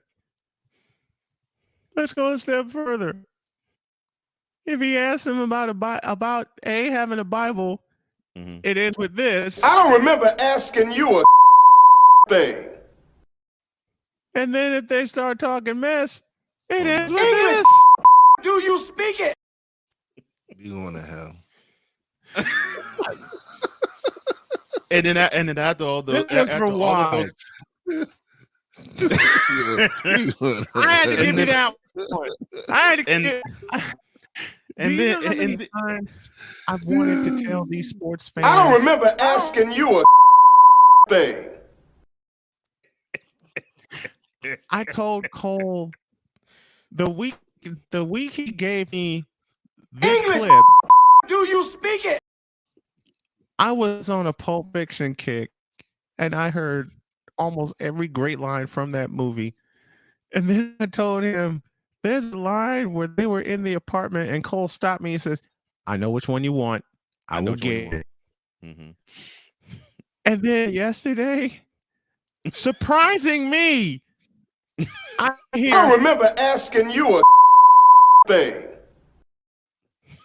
You can't tell me those sideburns were trying not to peel off of Samuel L. Listen, that to me is one of the greatest. I love that. I love that movie. Like there's so much classic parts to that movie. I'm just enjoy watching. I can watch the movie anytime. And before that line, he says, "You flock of seagulls." I always crack up every time I see that part. You flock of seagulls. You know why we're here? Why don't you tell my man Vincent where you got the hit at? And then the guy in the corner. I don't remember asking you a thing. I could watch that all day. Mm-hmm. Oh, by the way, we haven't done this in a while. Have you seen this supposed NBA basketball player? He hasn't touched the court since June 20th of last year. And we wonder, is he ever going to touch a court again? If you have seen this supposed NBA basketball player, please make a report to Snowman in the Morning with Cole Johnson. And for all you Simmons maniacs, one thing you'll know about They got Semen Maniacs? Yes. Yes. I never heard of them. And to all This them, is the I first say I've the heard of following. them. I didn't know they existed. You know why? Okay. You know why? Because they were in hiding after Game 7. Yeah, and they have brown sexual residue on them. I'm sorry, sir. Go ahead.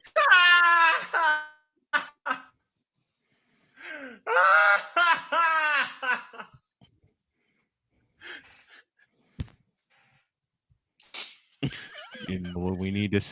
You know what we need to say every Wednesday now, Cole. I don't remember asking you a thing.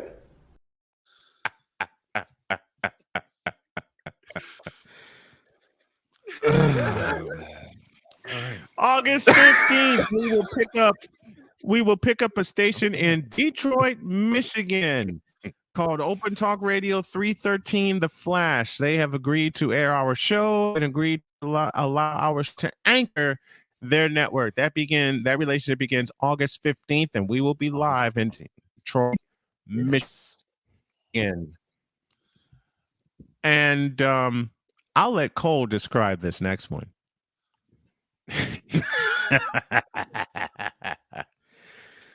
The moment I saw this picture, I said, if this doesn't describe Russell Westbrook's shooting, I don't know what else does. Because even if Russ would be on this show, and I would love for him to come on, even if he'd come on the show, I would put that clip up there and be like, all right, son, here's how it is, man. I get that you work hard. But you know what Westbrook maniacs will say. Oh, you were finished. Oh, well, allow me to retort. You're right. That's exactly what they would say. But I would say, and you do the same thing, and your retort would be what? I don't remember asking you a thing. Westbrook maniacs. We got to give them something else. How about the Westbrickers? See, the Westbrickers. That's been true since Oklahoma City. To the Fanatics feedback zone. I've been to hell. Why is FA pretty overrated? I still order a Royale with cheese. Oh my! Good, good throwback. There you go. Hey, Cole. There's your next assignment. Find that one. Oh, I can easily find that. Okay, Royale with cheese. Okay, we call it a Royale with cheese. Does that mean I have to be nice to Jim Harbaugh when I come on? No. You want to be nice to Jim Harbaugh, Chris? How did Jim Harbaugh even get up? Come into the conversation. Did anybody mention Jim Harbaugh? Because it's Deets. Because it's Deets. That's why. Okay. Oh no. Amber alert. Ben Simmons was last seen in Martin Payne's kitchen with Brother Man from the 5th floor making sandwiches. From the 5th floor. Yeah. A break and then bass. Hang on to your seats. Back in the flash.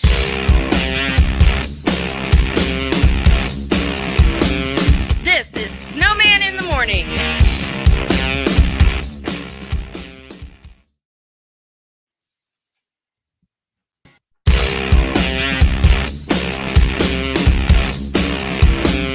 This is Snowman in the Morning.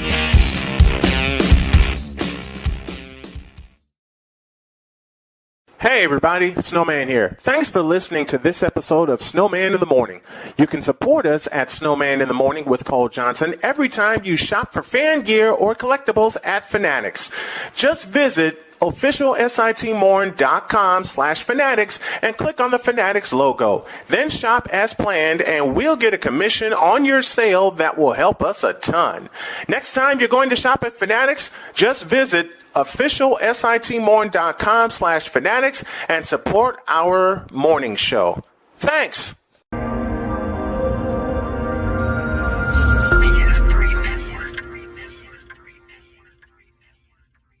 BS3 Network, changing the way you watch TV.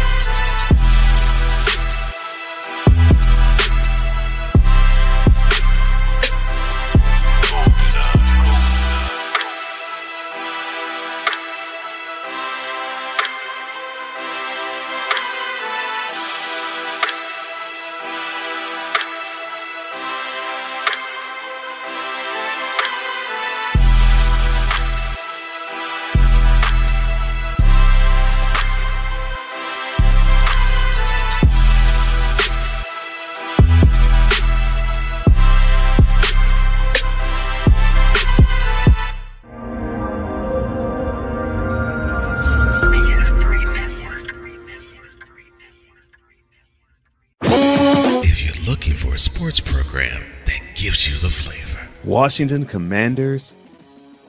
Really? This whole thing stinks to high heaven.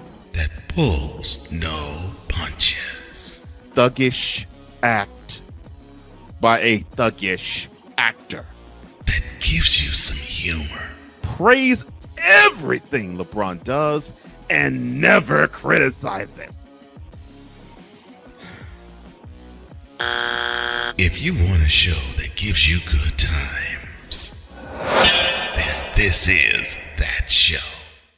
I am Cole Johnson, and welcome to Cole Sports with a Z. Every Friday on Patreon and every Saturday on YouTube, Spreaker, and all other outlets.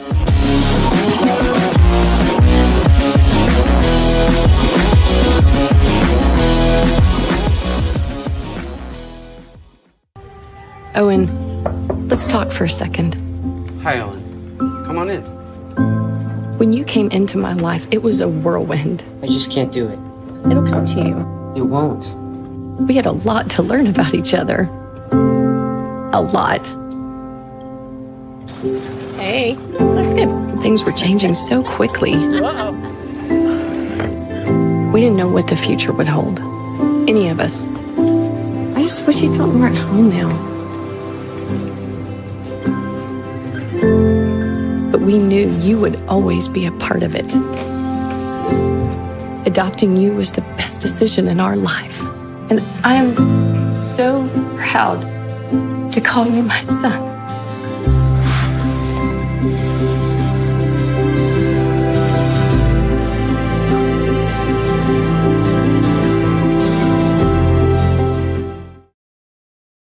Mister, how do you operate this Twitter thing or this Instagram thing or whatever the heck?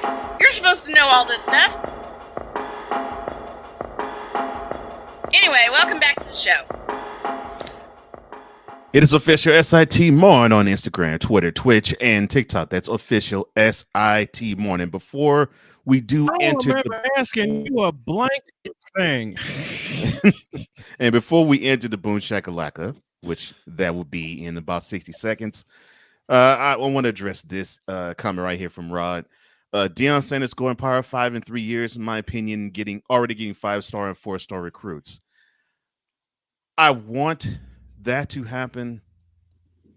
In my opinion, that HBCU hill is a bit steep for him to climb to bring a whole conference up. Even now, for if Pri- it's just even the for- team, maybe. Go ahead. Even for Prime, that's a hell of a climb. Even for Prime. Yeah. Now, would I love to see it? Yeah. And is he making a whole ton of strides? You most certainly believe he has, and we are proud of him for it. Yes. But that's because Deion has always been involved with youth football and coaching and all that. Yeah. So ever since he was a pro. it didn't surprise me that he would make this transition and he would actually be really good because he is a student of the game. Yeah, Deion, he's a student of the game, and for me to see him do it, it doesn't surprise me. No. And for him to go out and get the recruits that he's getting, it's Deion Sanders. Right. Yeah. Who wouldn't want to play for Deion Sanders, especially prime time? You know this man's legacy. You know what he's done. You know he's all about football. Yeah. And that's what makes him And the unique. realest answer we just got from Dietz, and it reads like that. There's no way to get an HBU team to the Power 5. The scholarships are venues. And again, I make the compared to SEC clubs. Save Missouri, every state in the conference hosts 100,000 people. Yeah. Yeah. The program just doesn't bring enough money. It's just really that simple. And we all know it's all about the money. That's All where it right, comes time to down. have some fun. That's right. Here we go. Don't soil this program by putting crap on it. Joe Buck, I cannot take him. I just no dice. I'm glad Carlos Boozer finally took the kiwi off his face. It should be on your shoes, not your face. It's kiwi shoe polish, for God's sake. LeBron should come clean about his age. I wish to baby Jesus that I had alcohol in this container because I need some after watching Screaming A. Smith. Baby Jesus, really? 6 pounds 7 ounces. Go tell 5 of your friends and 8 of your enemies that Chris Bass will be in the air.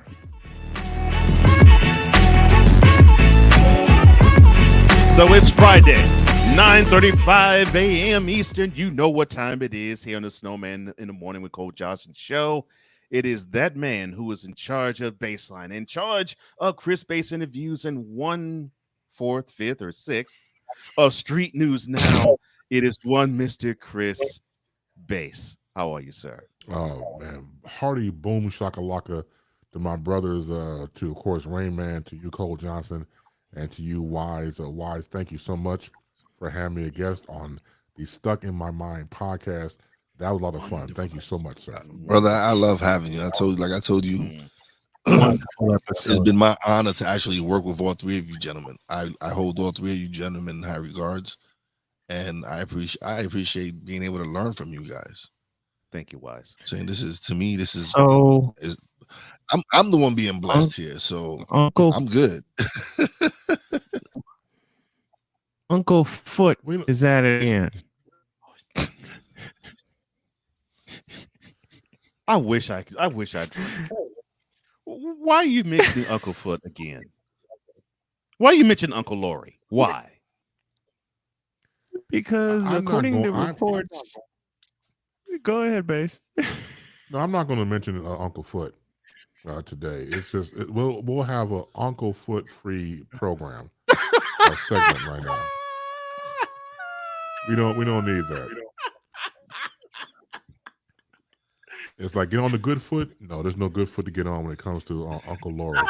So not at all. You messed me up 2 weeks ago when you said those 2 words, Uncle Lori. Yeah, Uncle Lori, Uncle Foot. It just you just can't.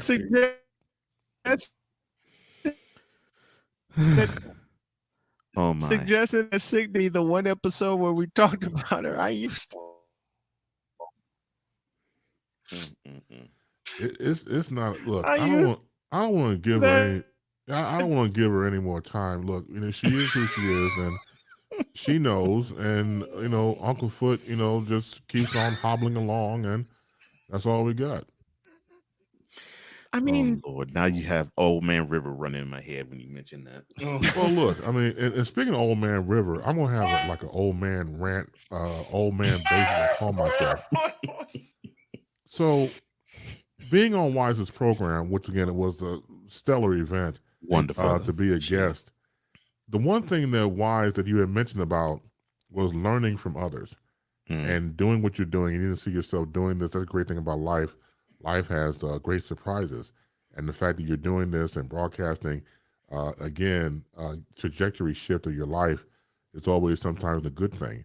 So, as I said before to you and to others, I'm available anytime you need advice, and that's as it should be.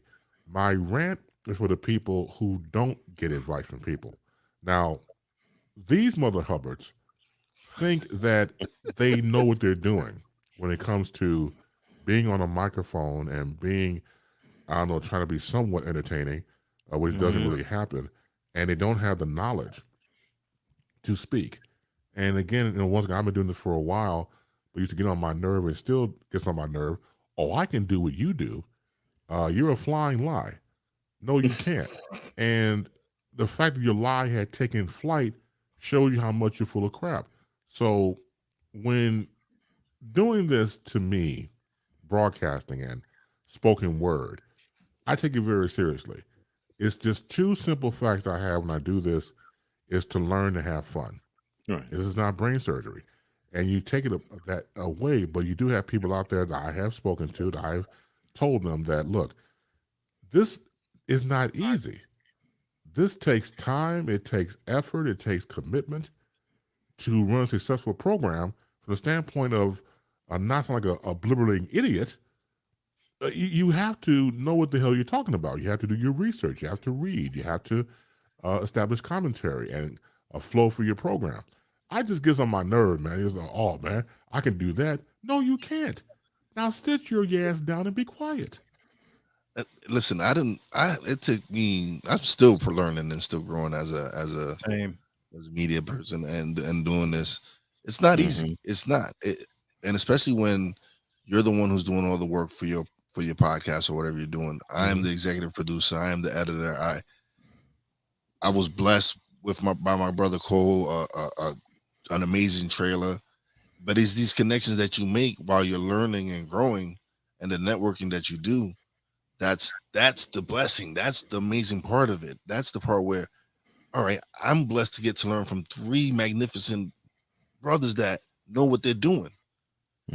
And so for me, I know I'm not the smartest dude in the room. I know I don't know everything. And for me to be able to sit here and learn from you guys and to communicate with you off the air and do things off the air with you guys, that to me is the most valuable lessons for me to learn, is right then and there, is to be able to pick Base's brain for ideas that might help my show improve its numbers or help me in general as a guy behind the mic. It's just being able, and like you, when after me and Cole did our show, I told him, I said, yo, bro, you are an amazing executive producer. The show I did with him, I was like floored by what this brother produced. And then he sent me a message, was like, yo, I don't know what you did, but now everybody's telling, and it's because you amazing, brother. You are amazing. You do some amazing stuff. I appreciate that.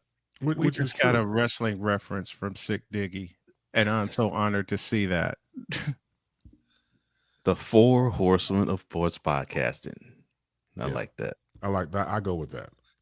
I go with that too. That makes all the sense in the world. And and listening to everybody here on the panel, I'm a fan of your work because, again, I know the hard work goes into it. Right. And to establish original content, the main thing I give advice to when I was teaching, for example, as a talk radio instructor, is that be yourself. Don't be like anybody else. You can use somebody as a blueprint of how to become successful, but don't become them. And sometimes inadvertently, depending on where you come from, like I come from radio originally, I've had people I admired in my life. And probably the first 3 years of broadcasting, I was really sounding like somebody else. It wasn't until like year 3 I started to really pivot and find my own voice. I think that's because of the fact that you admire someone so much, you maybe subconsciously sound like them, going back to listening to some old air checks. But when you find your voice of who you are, that trajectory shift means a hell of a lot. Like working with Rain Man. Come on, man. This dude knows everything about sports. I'm not bullcrapping. You ain't never lied. It makes no sense. The man, like, he got on the S on his chest. He's not from here. I don't give a damn what he says. He probably came from a ship somewhere in the universe and landed and became somebody's family. And they said, okay, look, how tall are you, Brian? What, 6'4", something like that? 6'5". Oh, 6'5". You were 6'5" then as a baby. So we got to do something with him. So, the arcane knowledge that, for example, Rain Man has is amazing to me. Going back to the word that Wise was using, some people just are lights out. And then through him, I got a chance to meet Cole, working with him because that's when Brian was, going through your stuff medical-wise. I worked with Brian for a few weeks, got a chance to know him. Again, spot on, laser focus, production skills out of this world. I got to talk to you, Cole, because, man. I knew it. Listen, Wise said it best. When we wrapped up yesterday, Wise looked me in the eye and said, I'm going to pimp Cole out for his production for his production stuff. I told Cole this. It's not like I didn't tell Cole this, man. Yeah. That's what I'm saying. I told my brother, I said, yo, we about to make some money, man. We about to make money. Right. We about to make some money. Because you is just too fire for you not to be making some, listen, nah. But my brother, we about Wise to do this. said it. Like, hell no. It's and one of the first things that Bass taught me, it's not what you say, but how you say it. How you say it. Mm-hmm. But Wise just said, I'm gonna pimp this man out. And like I said, we had our after show yesterday. I was wrapping up. But it's not like I didn't tell Cole this. This is what I told Cole. Yes. I told Cole the exact same way. I'm about to pimp you, bro. We about to do this. Man, well, at least he's an honest hoe. I mean, he's telling you up front what he's gonna do with you. Ella Reese said it best. I'm an honest hoe. Right. And all my hoes is all honest. my hoes are honest, right? Like, bro, we about to make some money. How much? Said, I'm about to borrow your services, Cole. I'm like, Lord have mercy. Yeah. Yes, we about to eat. That's my brother is too dope. When he sent me my promo, I was like, man, I don't know what to do with this man. When he sent me my trailer, and then this morning, I woke up this morning, wife's getting ready for work. I'm sitting there, and he sent me the new intro that I played this morning, and I'm going, what? And my wife says, she comes, sits on the bed, she looks, and she goes, she just has this smile on her face and goes, Cole produced that, didn't he? Yep. And she goes, that's why you need him. I'm like, baby, I already know. That's why I appointed him the EP. Before I even went in the hospital, I appointed him EP. Like, I'm not, look, for the four horsemen to come together, there are skills that we combine and put together. Mm-hmm. Cole's the master of production, period. Listen. All right. That's why I gave him, I called him I called Cole yesterday and I said, I sent you some goodies. And Cole just said, I got you. He just is so cool about it. He's like, I got you. And then this morning, that gem of an open. Bro, I didn't send Cole anything. So Cole actually listened to my podcast and went through little snippets and like, okay, I like this. I like this. I like this. Yeah. And it was this person that said, all right, got their picture, got their. And when he sent it, I was like, man. I started crying. I'm like, oh my God. What got me, man, this what dude, got me I'm when like, Cole put it together is when he had your intro, Wise, your opening line that you always use. Yeah. And then with bass, with the Boom Shockalaka, don't soil this program by putting crap on it.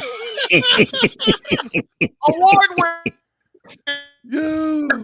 I actually, when I first heard that trailer that Cole created, I look over both shoulders. You looked over both shoulders. Oh, I was like, is that me? I was in shock and awe. There was a pleasant shock and awe. That was all you. Man, it brings a tear to my eye because again, the one. Then he mixed in the 6 pound 7 ounce baby Jesus. Like it's like sometimes, and I know this not to be true. I've done production for many, many years. Yeah. It just seems like Cole doesn't even have a blueprint. He just has an idea. Like, okay, I think I know how I'm going to do this. Oh no, he does. And he lays everything out. Like, no, let's switch this with this. And let's put this here. Let's put this here. I know he did that with Wise's with bro. Wise's When he trailer. said your Wise, he says I want to do a commercial for you. I said, okay, go ahead. And I didn't send him anything, not a lick, nothing. And I'm like, I ain't gotta send him. I already know Cole. Cole is just gonna come with some fire stuff. I'm not even worried about it. Once he said he wanted to do something, I'm like, I didn't even hesitate. Yes, it was like, bring it. He was like, yeah, I just want to do a commercial. Yes, you ain't even gotta. You good? You don't even have to. Yes, brother. Yeah, he didn't even finish that. Yes, I was like, yeah. When I was in the hospital, I hadn't even seen the intro he put together for bass until one Friday morning when they brought me breakfast. I hopped on for a little bit and then I signed out because they were giving me my meds and everything. And then I just happened to hop back on when that intro played. And I'm sitting there crying, going, look at what Cole did for one of my best friends. Like, what? Yeah, I look forward to me coming on. Wow. Now that says a hell of a lot. I was like, man, it's like you're getting ready to enter the stage and someone gave you a great introduction. So Cole, I give you that. Again, we got to talk off there because I want you to do some stuff for my other programs. Oh, we already know. We already know what's going on. Cole's about $7 million and we're making the dash. big time. Yeah, man. All right. It is no joke. And once again, the three of you and getting to know Wise, Wise again goes back to the fact that you're willing to learn, and that is something I have to recommend to you off the bat, and I commend you for that, because again, learning from people only makes you better. To listen and to open up your mind and your heart will only make you stronger, only make you better. And like I said before, I work with people who want to impart of the knowledge I give. I can't take it with me, so why should I be selfish with it? Not everybody deserves it. Don't get me wrong. I work with some damn knuckleheads over the years. I'm like, you don't deserve the damnedest thing. We like, all have. I'm like, look, Count Cracula, sit down and don't do anything else, because you just can't do this. This is no offense, but it's one of those things where either you're involved or you're not. Either you're all in or you're not. We can't have this half-gas situation. Well, I think I wanted to know. You have to make a commitment to excellence, a commitment to where you want to be from A to B. And as we all know here, the hard work is off mic. But by the time you hit the mic, you're ready to go. You go. It's all supposed to flow. Right. Absolutely. Let's go to the Fanatics feedback zone. Need a mean as Ric Flair, Cole is Arn Anderson, Bass is Mongo, Steve McMichael, and Wise is Chris Benoit. Someone good at computers get on it. You gotta go to the old. You gotta go to the old school. Oh, we gotta either Oli or Tully or Oli and Blank. I'd rather be Tully personally. Like I'm saying, like so. I don't. I'm good. See, and Dig says this: was Chris Bass listening to Rockwell? Somebody watching me when he was looking over both shoulders. Yeah, that's true. I was like, who the hell is this person? In the introduction, right. And I only when I heard Bass's intro and lead up to it. Don't spoil this. Don't soil this program by putting crap on it. Wait, what? Where did he pull that one? and then the whole intro plays, and the 6 pound 7 ounce baby Jesus and a few other gems he dropped in that, and then of course go tell 5 of your friends and 8 of your enemies. Bro, we discussed all this. And I'm just sitting there crying because these are things that have me dying. I'm like, where does this man come up with this stuff? Like, yeah, just one gem after another. So yeah, doing stuff for Bass, that was real simple. Which is why I'm hooked on Chris Bass's programming. I'm hooked on Bass's programs anyway. It was because he's gonna drop something. Yeah, bro, that's why it was just a question of using which ones in a short amount of time. So I make sure Friday I tune in. I might not catch the whole entire show, but I stop by and catch some of the show because he's always going to drop something. You're always going to catch something, and either you're going to laugh your ass off, or you're going to learn some real good you're stuff. Learn something. You go to and many times it's both. And many times it's both. Yeah. And I could tell you when it was just Bass and me, and and of course Wise had to do what he had to do, and of course you were recovering, Brian, from cancer surgery. I enjoyed the fact that it was a balance of both. I was like, okay, I can get to laugh and I can think and be inspired by something of wisdom at the same time. If there's anything that I appreciate about you, Bass, more than anything, it's that you're not just jokes, but you're not just Dr. Cornel West either. I echo that same sentiment for the time I've had a chance to work with Bass. I learned a lot and laughed even more. Yeah. And I thank you for that. And ironically, when Raymond and me worked at PSI Radio was when I created Baseline during that time. I sat down, I went over my notes of how I wanted to do the show. But you have all these ideas in your head, but you don't really know until you execute said program. Yes. So when you start to do it and step out on faith, then everything starts to come together in time. You always go back to the lab to add or subtract and things of that nature. But Baseline, the mission statement is very simple. To learn and have fun. That's it. When Bass and I did the big sports show at PSI, Bass looked at me and said, I know you have the talent, and once that mic turns on, I know you're going to go with it. And Bass was in the main chair. And he looked at me and he said, I'm grooving you to take the main chair because I'm going to start baseline. I went, wait, what? Just knocked me upside the head with that fact. And since then, the art of a great mentor is to teach you how to lead at a certain thing. It's like Bass was handing the ball off to me. He's like, I trust you to get this in the end zone. He just turned and did and did that, took it and ran with it. And that hot ass studio, no matter if it was 100 degrees outside or if it was 0 degrees outside, that studio was warm. It was sweltering. I think it was. came from hell. To be completely transparent with you, I could have swore I saw Satan a few times in that studio in the corner waving at me. It was just that damn hot. I swear I saw him not only waving but dancing. You know, so it was hot in a Chicago winter. Yes, and it was. It was knee deep. I don't know how we survived. It's like I told this story before when Bass and I worked together at PSI. I would come in with 2 64-ounce bottles of water frozen. And by the time we were done after 120 minutes, if I didn't drink it all, they were melted. They were melted. It's amazing, but I'll tell you something. Like anything else, hard work does pay off. And I do believe that experience counts. And some people, when you look at them in the building, like, how the hell did you get in the building? Yes. Nepotism and the whole thing. I mean, I went through all that.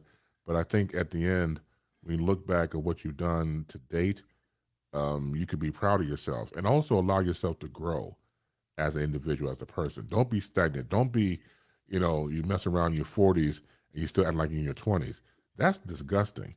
Yeah, it is. And you could be braid up, G, and everything else. We got gray in your hair, and you look like somebody's broke down grandfather. You have to really take stock in yourself and just grow up. But man, I got this mixtape I want you to hear though. How old are you? 49. Many Dolomite.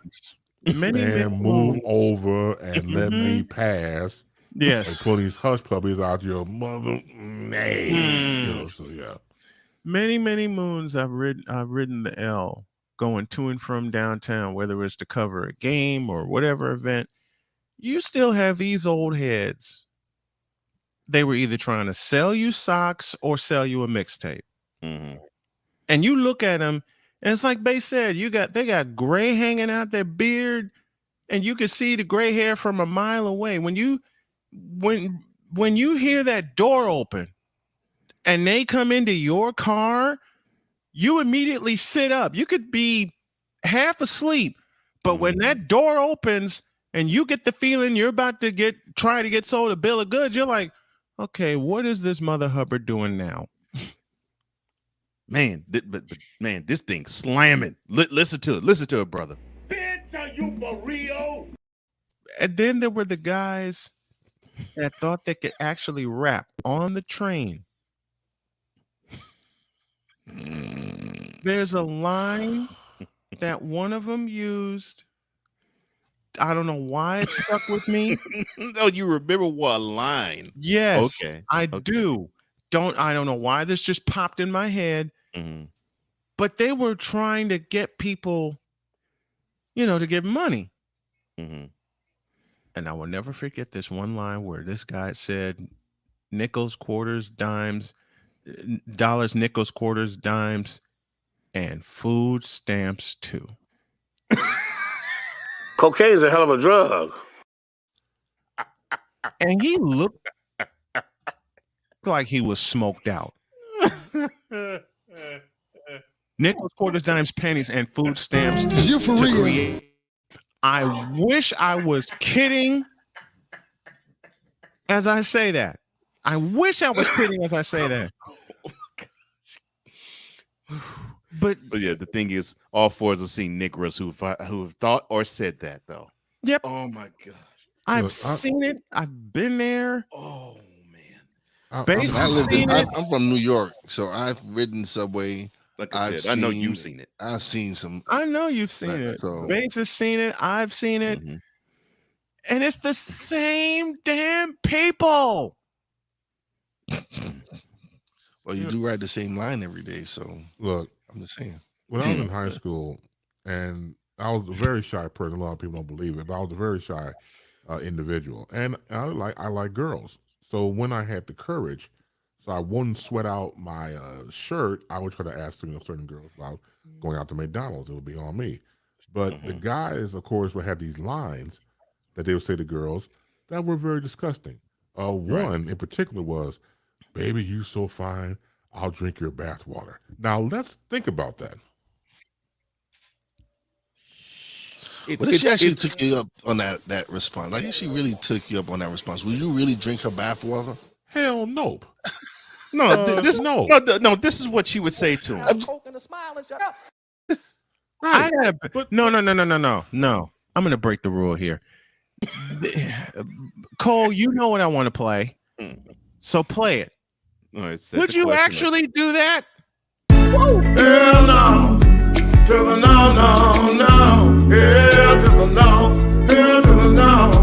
To the no, no, no. Listen. You can say other things to get a woman's attention, but let's understand. Yeah. Bath water during and after is disgusting. It's nasty. It's gray matter. It's floating gray islands.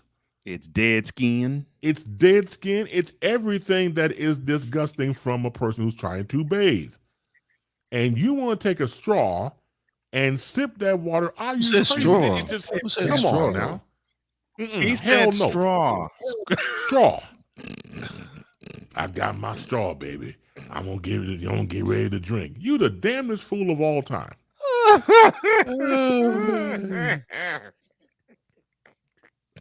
That's just nasty. Quite. It is nasty.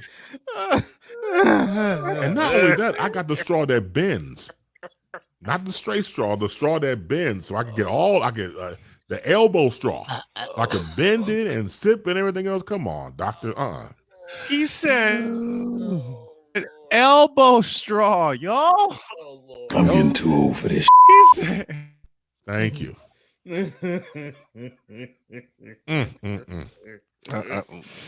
Help. Okay. Help. Please. Please. This is a 6 pound, 7 ounce baby Jesus moment. This is girl, man, your dirty stuff tastes good. Boy, ooh, this is more fresh than Kool-Aid.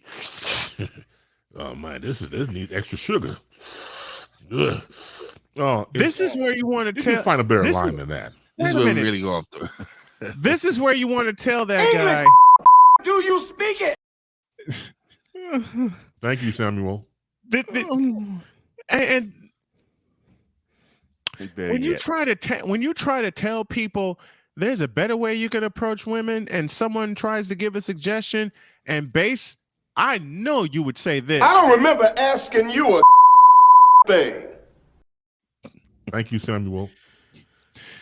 All right. We got to close up shop here, but Base joins us every Friday, second half of hour number 2. Base, we love you.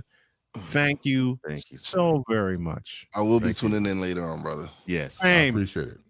I just want to once again see Walter's message of restart. See, we was doing well. I didn't even bring him up today. I didn't bring him up today. All right. We was doing well, Base. We was doing well. We didn't even bring him up until now. Yeah. Thank you, Base. We love you. Thank you so much. Have a great weekend, gentlemen. Take care. All right, brother. You do, brother. All right. Take care. Bye-bye. Yeah, man. Cole, close this one out, please. No problem. Oh my gosh. Don't soil this program by putting crap on it. Joe Buck, I cannot take him. I just no dice. I'm glad Carlos Loser finally took the kiwi off his face. It should be on your shoes, not your face. It's kiwi shoe polish, for God's sake. LeBron should come clean about his age.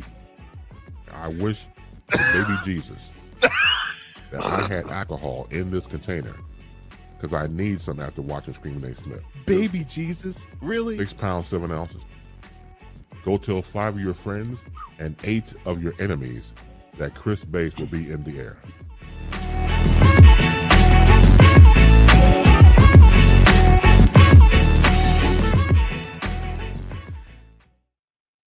The final hour for Snowman in the Morning with Cole Johnson for the week begins now.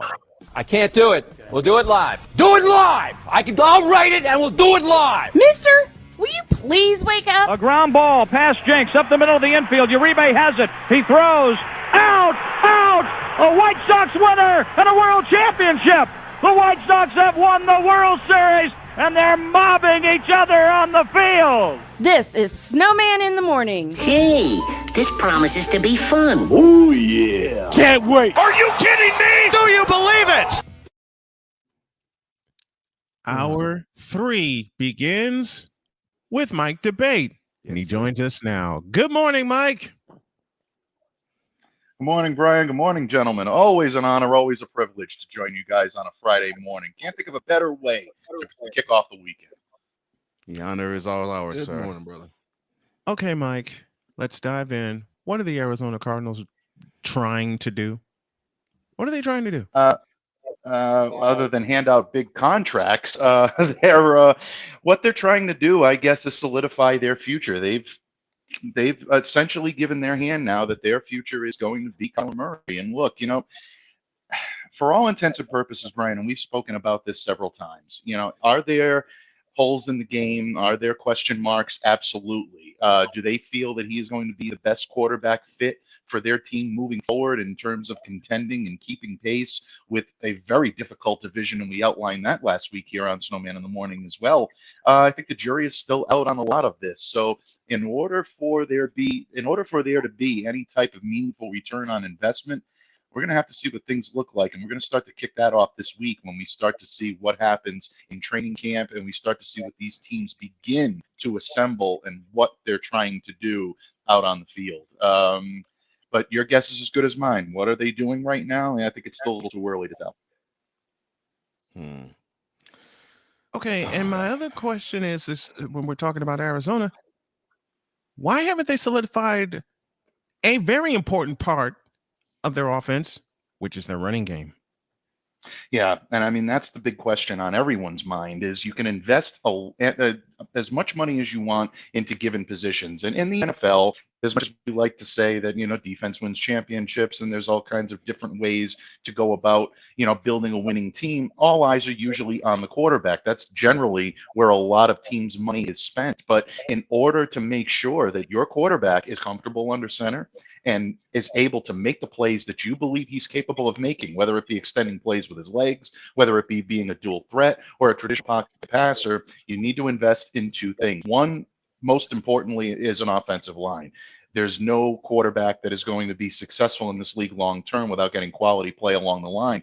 But second is giving him a complementary running game. And that's something to me that if I'm an Arizona Cardinals fan, or if I'm a member of that Arizona Cardinals brass or a member of that team right now, you're wondering how much load are they going to put on Kyler Murray. We saw this done for a number of years, Brian. You've talked about this and have enlightened me a lot on this as well, about the Seattle Seahawks becoming far too dependent on Russell Wilson in the later years of his Seahawks run. So there are question marks there, but yeah, I agree with you. There definitely should be some investment in complementary pieces. Otherwise, it's not going to work.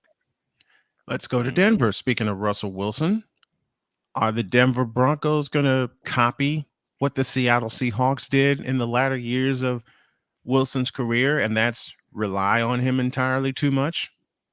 Well, I think there's going to be, I hate to say this, but I do think there's going to be a tendency right off the bat to maybe rely on him a little more than they should. And I think that's because they want to show off their new quarterback. There's no question about it. But look, this is an offense that is underwhelmed, for the better part of the Broncos' run of misery, I guess you could call this, for a while. 5 straight losing seasons, first time ever that's happened to this franchise. They haven't averaged 21 points per game over the last 6 seasons. They really didn't do much well last year. So when you bring in Russell Wilson, now all of a sudden you have the opportunity to be prolific. You have the opportunity to win games in so many ways. They have to try to be temperate about how they're going to use him, because there can be the tendency to maybe overuse him a little bit. But ultimately, I think the Broncos will take a smarter approach. I think they're looking at Seattle's blueprint, and I think they're also realizing that what made Russell so disenfranchised there for so many years was the lack of protection. He just had nowhere to go. He had nowhere to run, nowhere to hide, so to speak. I think Denver takes a page out of that and realizes that's not the way to placate Russell Wilson and make him better. So I think he'll be better utilized, but there might be some overuse initially.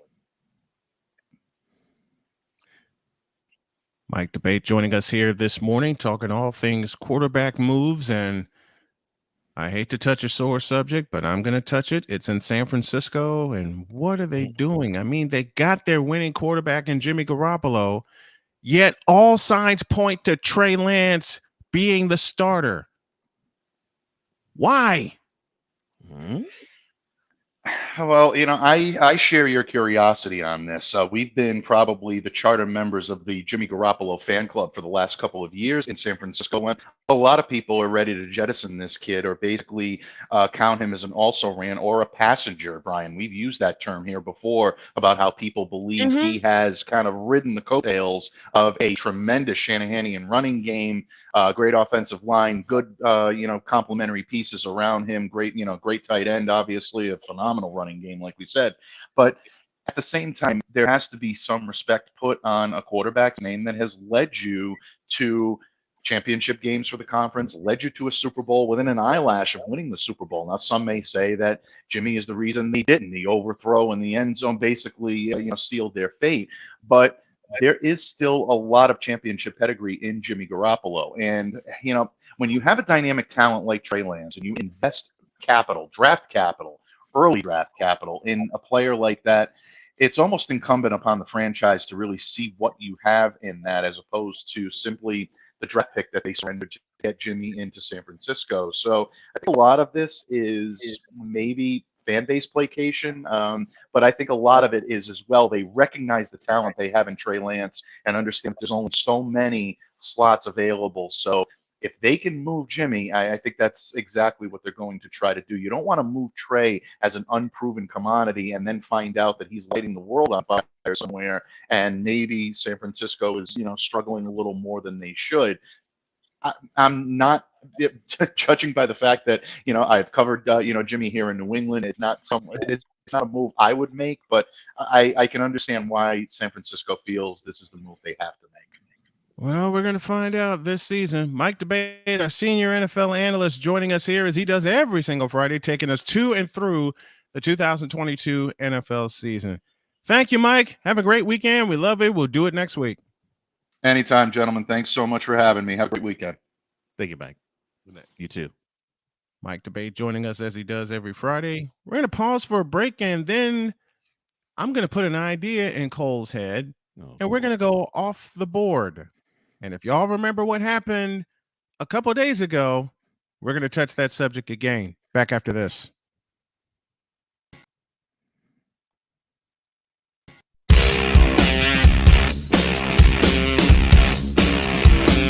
This is Snowman in the Morning.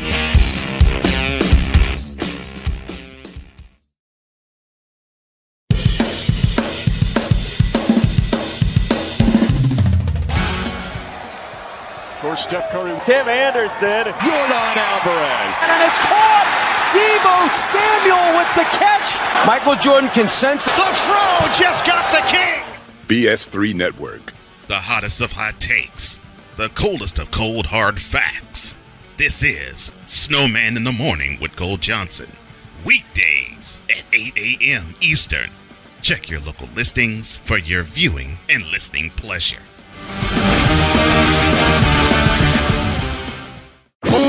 If you're looking for a sports program that gives you the flavor. Washington Commanders? Really? This whole thing stinks to high heaven. That pulls no punches. Thuggish act by a thuggish actor. That gives you some humor. Praise everything LeBron does and never criticize it. If you want a show that gives you good times, then this is that show. I am Cole Johnson, and welcome to Cole Sports with the Z. Every Friday on Patreon, and every Saturday on YouTube, Spreaker, and all other outlets.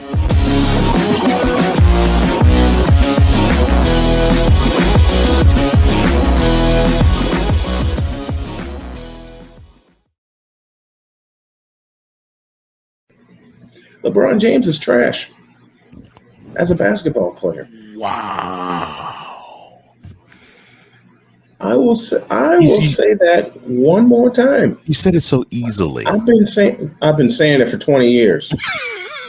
It just came fluidly out of your mouth, like it just flowed like waters of the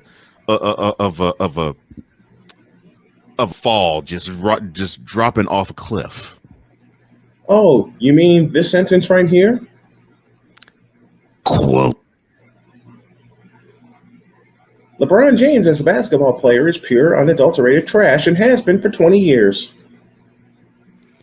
Close quote. Yeah, I said that, and I'm going to say a whole lot more if you tune in every day to Snowman in the Morning with Cole Johnson at 8 a.m. Eastern Time. Hey, Toe Man, we're waiting for you. This is Snowman in the Morning. The Friday edition, the Friday edition continues. And we're going to do something and reprise the conversation that we did a couple of days ago as we go off the board. Joker. I'm sorry. My bad. So I found that Street Fighter sound pack. Oh. And I'm going to be in the process of uploading all the sounds this weekend. I just have to separate them. Mm-hmm.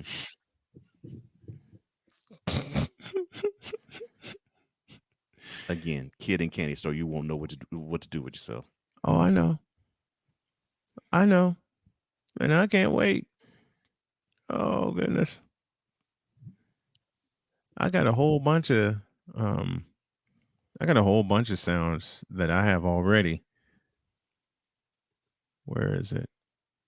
Like if you want to laugh at somebody, you say this.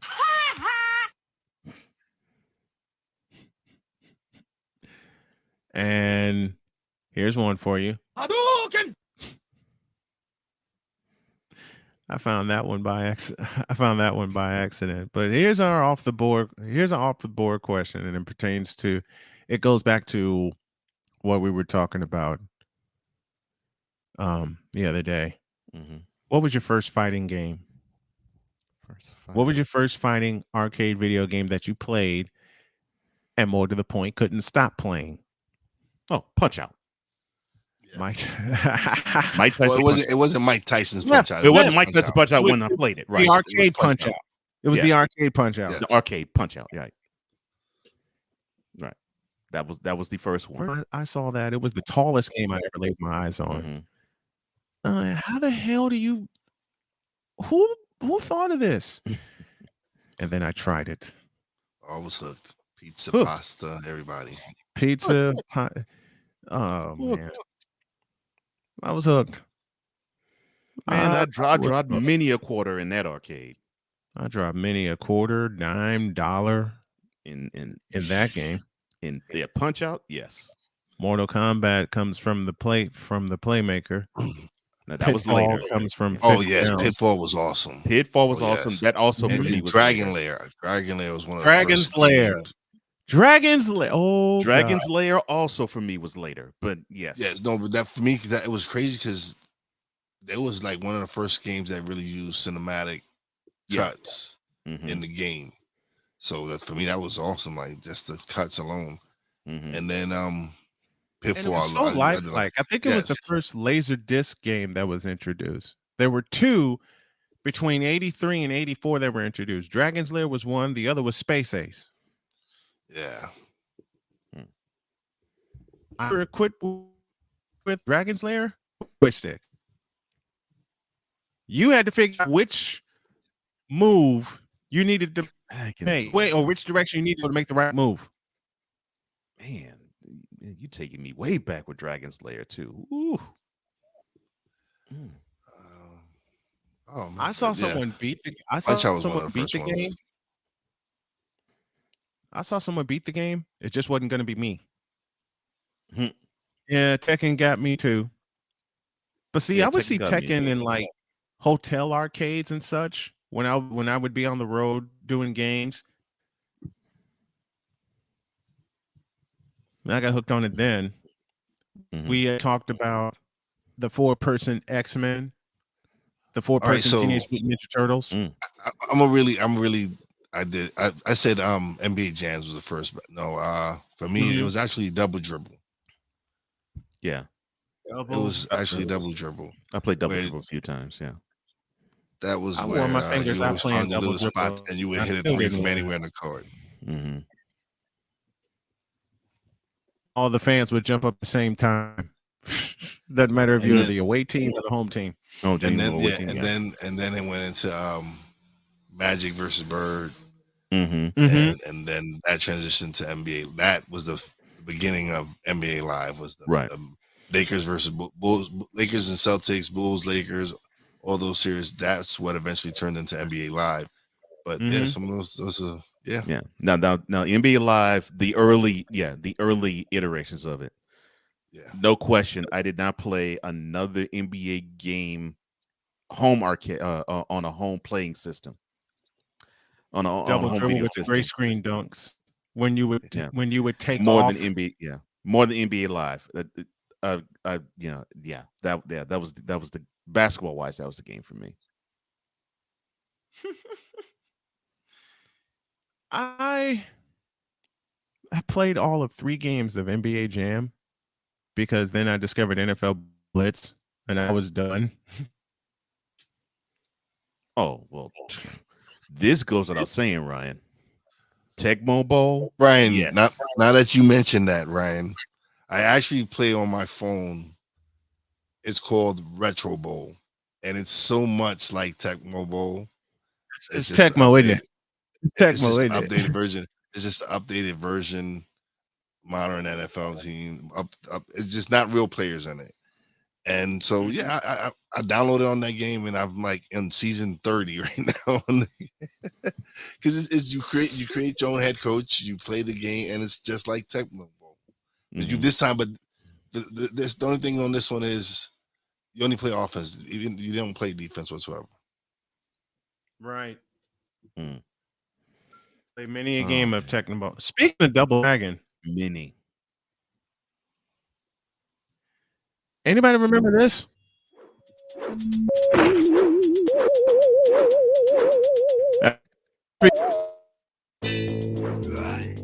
That's a clip from Double Dragon from back in the day. Yeah, so the Deets mentioned earlier. Yeah. Let me find another one. We're having fun closing out the Friday edition of Snowman in the Morning. And we're glad y'all are with us. Now the game that I abused the most, no matter if it was arcade or a home game, no question. What's Playmaker. It definitely was Madden. No Madden. question.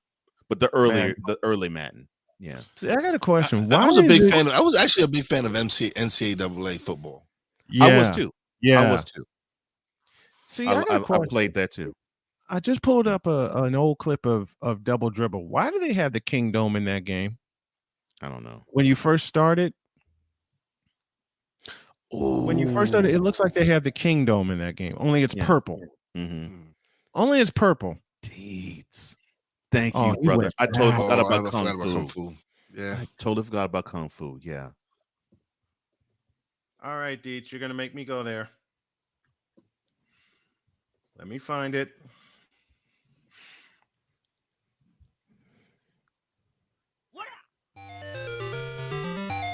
That's for you, Deets.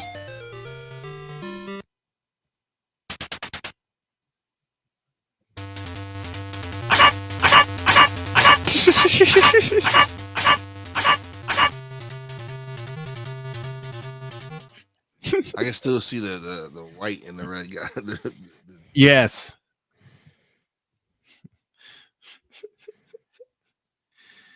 Oh, Grace. You know what? I still play D-Test. I still play NCAA football. Yeah, man. That was one of my favorite games to play, actually, man. I loved it when you could actually play NCAA football and integrate the players from there onto the Madden. Yes. I loved that. That's why I was always the goal is to get them right after another, and then once you played your season in NCAA, and they graduated or whatever, got drafted, and then use them. Yeah, I just love that. Oh yeah, we're having a lot of fun, as I said, on this Friday. Y'all remember this?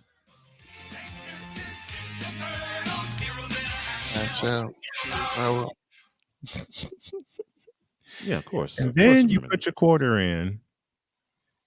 I'm waiting. I'm trying to speed this clip up here. And all these video games are copyright of their owners and everything like that. Just want to say fair use while I'm using the sound. Hold up. Then they speed through the play the turtles. Fire! Hang on, April. Then the fun starts. And everybody was playing this game. I don't care who you are. Everybody was playing this game. Yep. Yeah, we did. Attack! The local pizza shop by me had it. That was where I played it all the time. Well, that's apropos. A pizza shop having Ninja Turtles game. Smart owner. Yeah. Mm-hmm. Smart marketing too. Mm-hmm. Okay, let's see if y'all recognize this one, because this is one that ate up a lot of my allowance.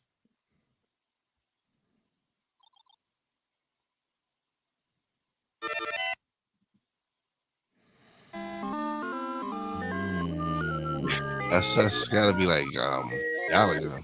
That's Gallagher. That's Gallagher. I'm now 10 again.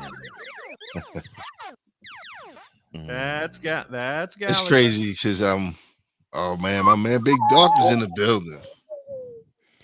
Oh, the king is here. The king is here. Let's bring him in. King Doc. What's up, man? What's going on, my man? How y'all doing? What's going on, brother? We're talking video games and having a blast. Oh, I know it. And hey, I again, I transitioned from my office to what I'm commissioning as my studio here at the office.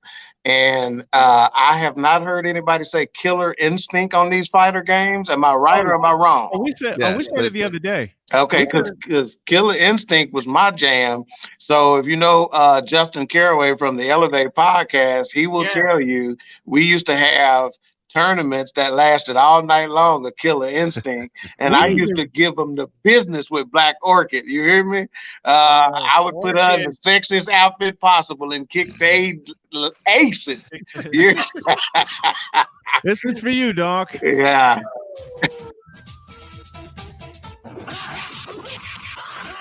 I love it. Yeah, that's my girl right there, boy. But Killer Instinct was my jam on fighting games for sure. You know, for me on Killer Instinct, the character I would use was Saberwolf. Yeah, Saberwolf was a jam. I wanted to see Saberwolf bite some people.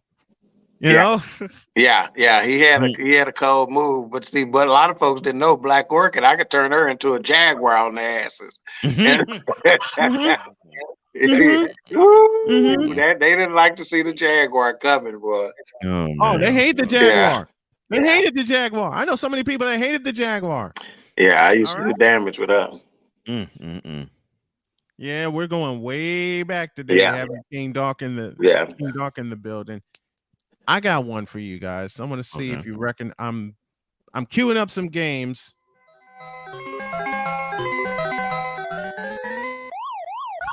Oh, here you go. Obviously, Pac-Man. It's from the Pac-Man series. Which one?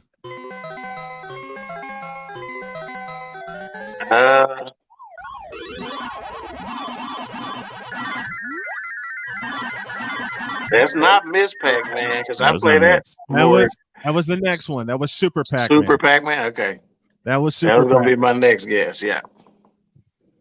I can't tell you how many times I went to my corner store and they had it, and I blew all my allowance in that joint. Yeah, it was one of the I'll say guilty pleasures and purchases of my outfitting my game room. I actually bought one of the sit down games because I'm too old to be standing up at a video game. I bought one of those sit down video games that have the head to head, like one person on one end, one on the other. Yes. And it Yes. it has The tabletop Pac-Man, games. Miss Pac-Man, Galaga. A lot of those greatest hits on there, where you can kind of switch back and forth to whichever one you want. That's So the one yeah. Jody wants. That's the one Jody wants to get from me when we. I love it, man. When we get our game room. I love it. One of those. And playing it after you done had a couple of glasses of Hennessy ain't nothing like it. I'm like, as a teenager, we didn't get to do this. I had to play You want to play a game? Loaded. Play this one. See if y'all recognize this one. Hold up, I gotta get a better version of it. Stand by. Yeah. You want to play a game loaded? You want to play a game loaded? Why don't you try? Who recognizes this one? That Metroid?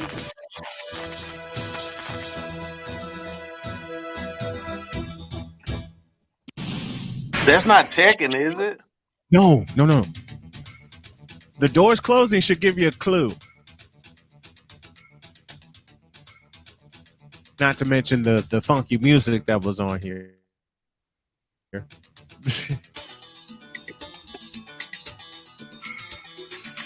Y'all remember Area 51? I'll be on that one. No, that wasn't in my wheelhouse. And see, you got to understand too. You got to understand. I grew up as a poor black kid, so we didn't have a whole bunch of options. Say no more. Say no more. I grew up on Chicago's South Side with very few video game options, but when you got to them, you played them. You got that allowance, it was on. When you got that allowance, it was on. Allowance? Shit, I was allowed to eat. I was allowed to sleep. I was allowed to shut my mouth. That's what I was allowed to do. I ain't getting no allowance. You were allowed to have a Coke and a smile and shut up. and shut the hell up. Hey, and Cole, who knows this one? Oh yeah, that's one of the Pac-Man family. It's Pac-Man. That's the original. This one, Centipede, Galaga.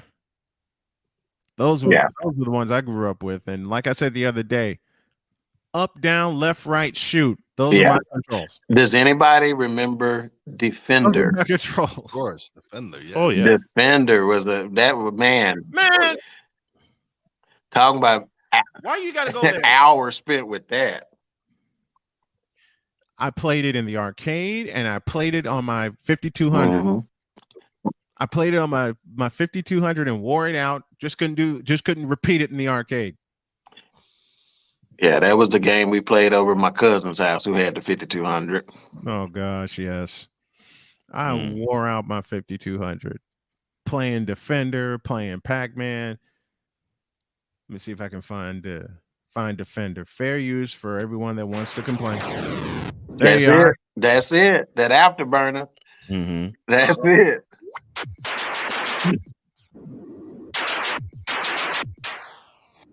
Shoot them up and set them down. Moon Patrol.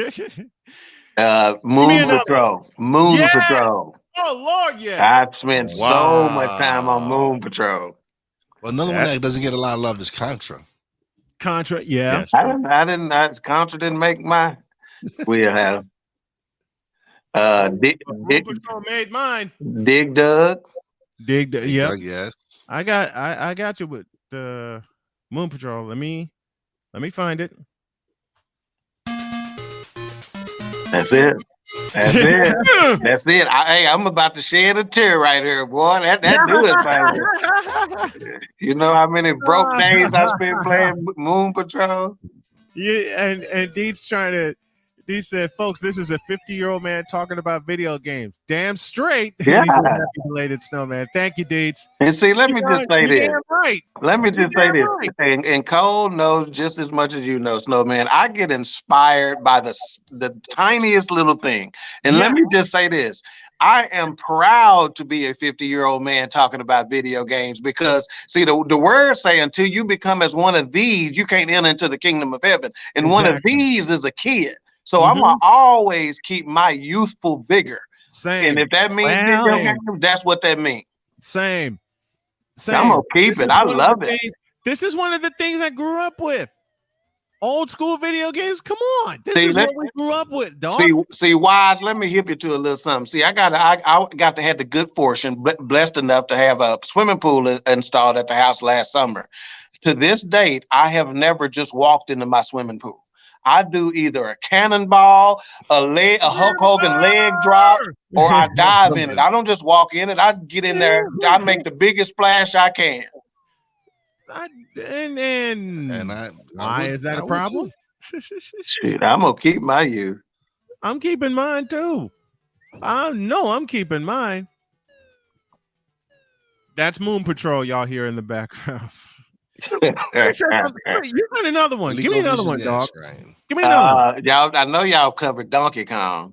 Yes. Oh, you spoke that. No, you covered Donkey Kong. Well, we're about to cover that. We're about to. And then I'm gonna throw after that. I'm gonna throw you a curveball. I'm gonna see if you boys know what y'all talking about. As soon as you get through with that, I'm gonna throw you a curveball. Okay. Just let me know when you're ready. Here's a fastball right down the middle. Yeah, that's the Kong. That's the Kong. Yeah.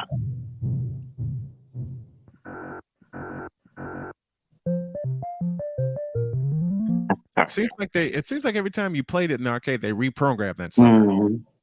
So here's another one. So my second time mentioning Justin Caraway, but this is his oldest sister's, one of her favorite games that we used to play all the time. Older sister, Burger Time. Oh yeah. Come on. Burger Time. That ain't a curveball. That's a fat fastball right down the middle for me. It's got to at least be high and tight here. That's a fat fastball right down the middle. Wow. One of my I haven't heard that. I've heard that game in years. Yeah. One of my favorite sluggers of all time is Frank Edward Thomas. The Big Hurt. The Big Hurt. The Big Hurt. Who's now hawking? What is this? It's not Viagra. It's what is Frank Thomas hawking now? He's selling Eugenics. There you go. Nugenics. That's it. Him and Doug Flutie. You. At Burger Time. That's Burger Time. Oh, I got one for you. Joust. I was just thinking about Joust. When you ride the ostrich, when they're on the ostrich and they're flying around with the birds and jousting each other. They're flying. It was just in my head. Joust. Yeah, and if you hit the other bird on top of the head, an egg will drop off of it, and you stuff gotta like pick that. up the egg before it turns into a soldier. Yeah, you got to pick up the egg because if you don't pick up the egg, and another ostrich flies in, you can forget it. Yep, that's what they were. They were ostriches. Yeah. Mm-hmm. And people ask, what are they flying on? They're flying on ostriches. How do you know this stuff? I played it. Yeah, what's the big deal? Yeah, haven't we all flown on an ostrich a time or two in our life? Her name may have been Sheila, but she was an ostrich nonetheless. There you go. Yeah, she may have been Pamela Duncan to you, but she was still an ostrich. Mm-hmm. I got a fastball of my own. One of my other favorite sluggers of all time is Ken Griffey Jr. Of course. I got a fastball. I got a fat fastball of my own.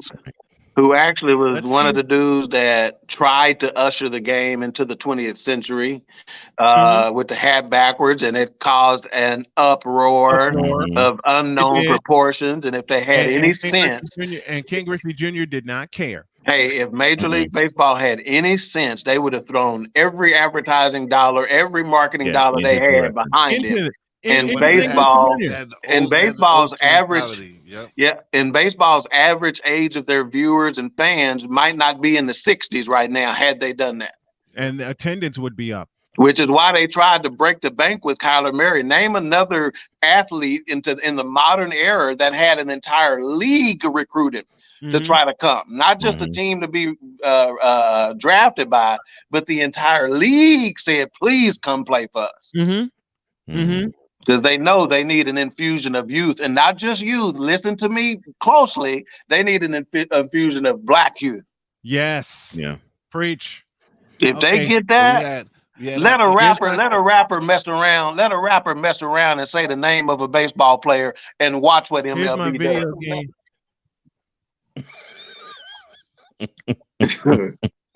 Let Drake mention Miguel Soto. Who remembers this? Let Drake mention Ken Griffey Jr. or Frank Thomas or anybody like that. Here's Ryan mentioned this in the comments. Anybody remember this one?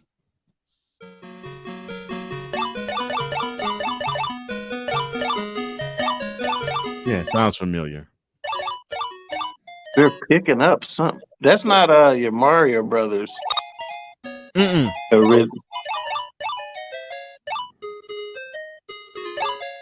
Is they picking up something? Got me on that one. That is Frogger. Frog? Okay, they crossing the street. Yep. You know what? I should be ashamed because I spent many hours on Frogger too. Who hasn't? Many hours on Frogger. Who hasn't? Come on. Who hasn't? Lord knows I've spent many hours playing Frogger. Now I got a knuckleball for you guys. Let's see if y'all remember this. And I think we're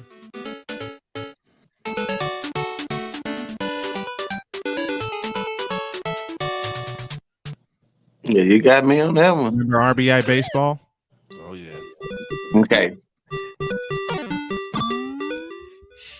That's one game where if you get a 10-run rule, you can still pile it on.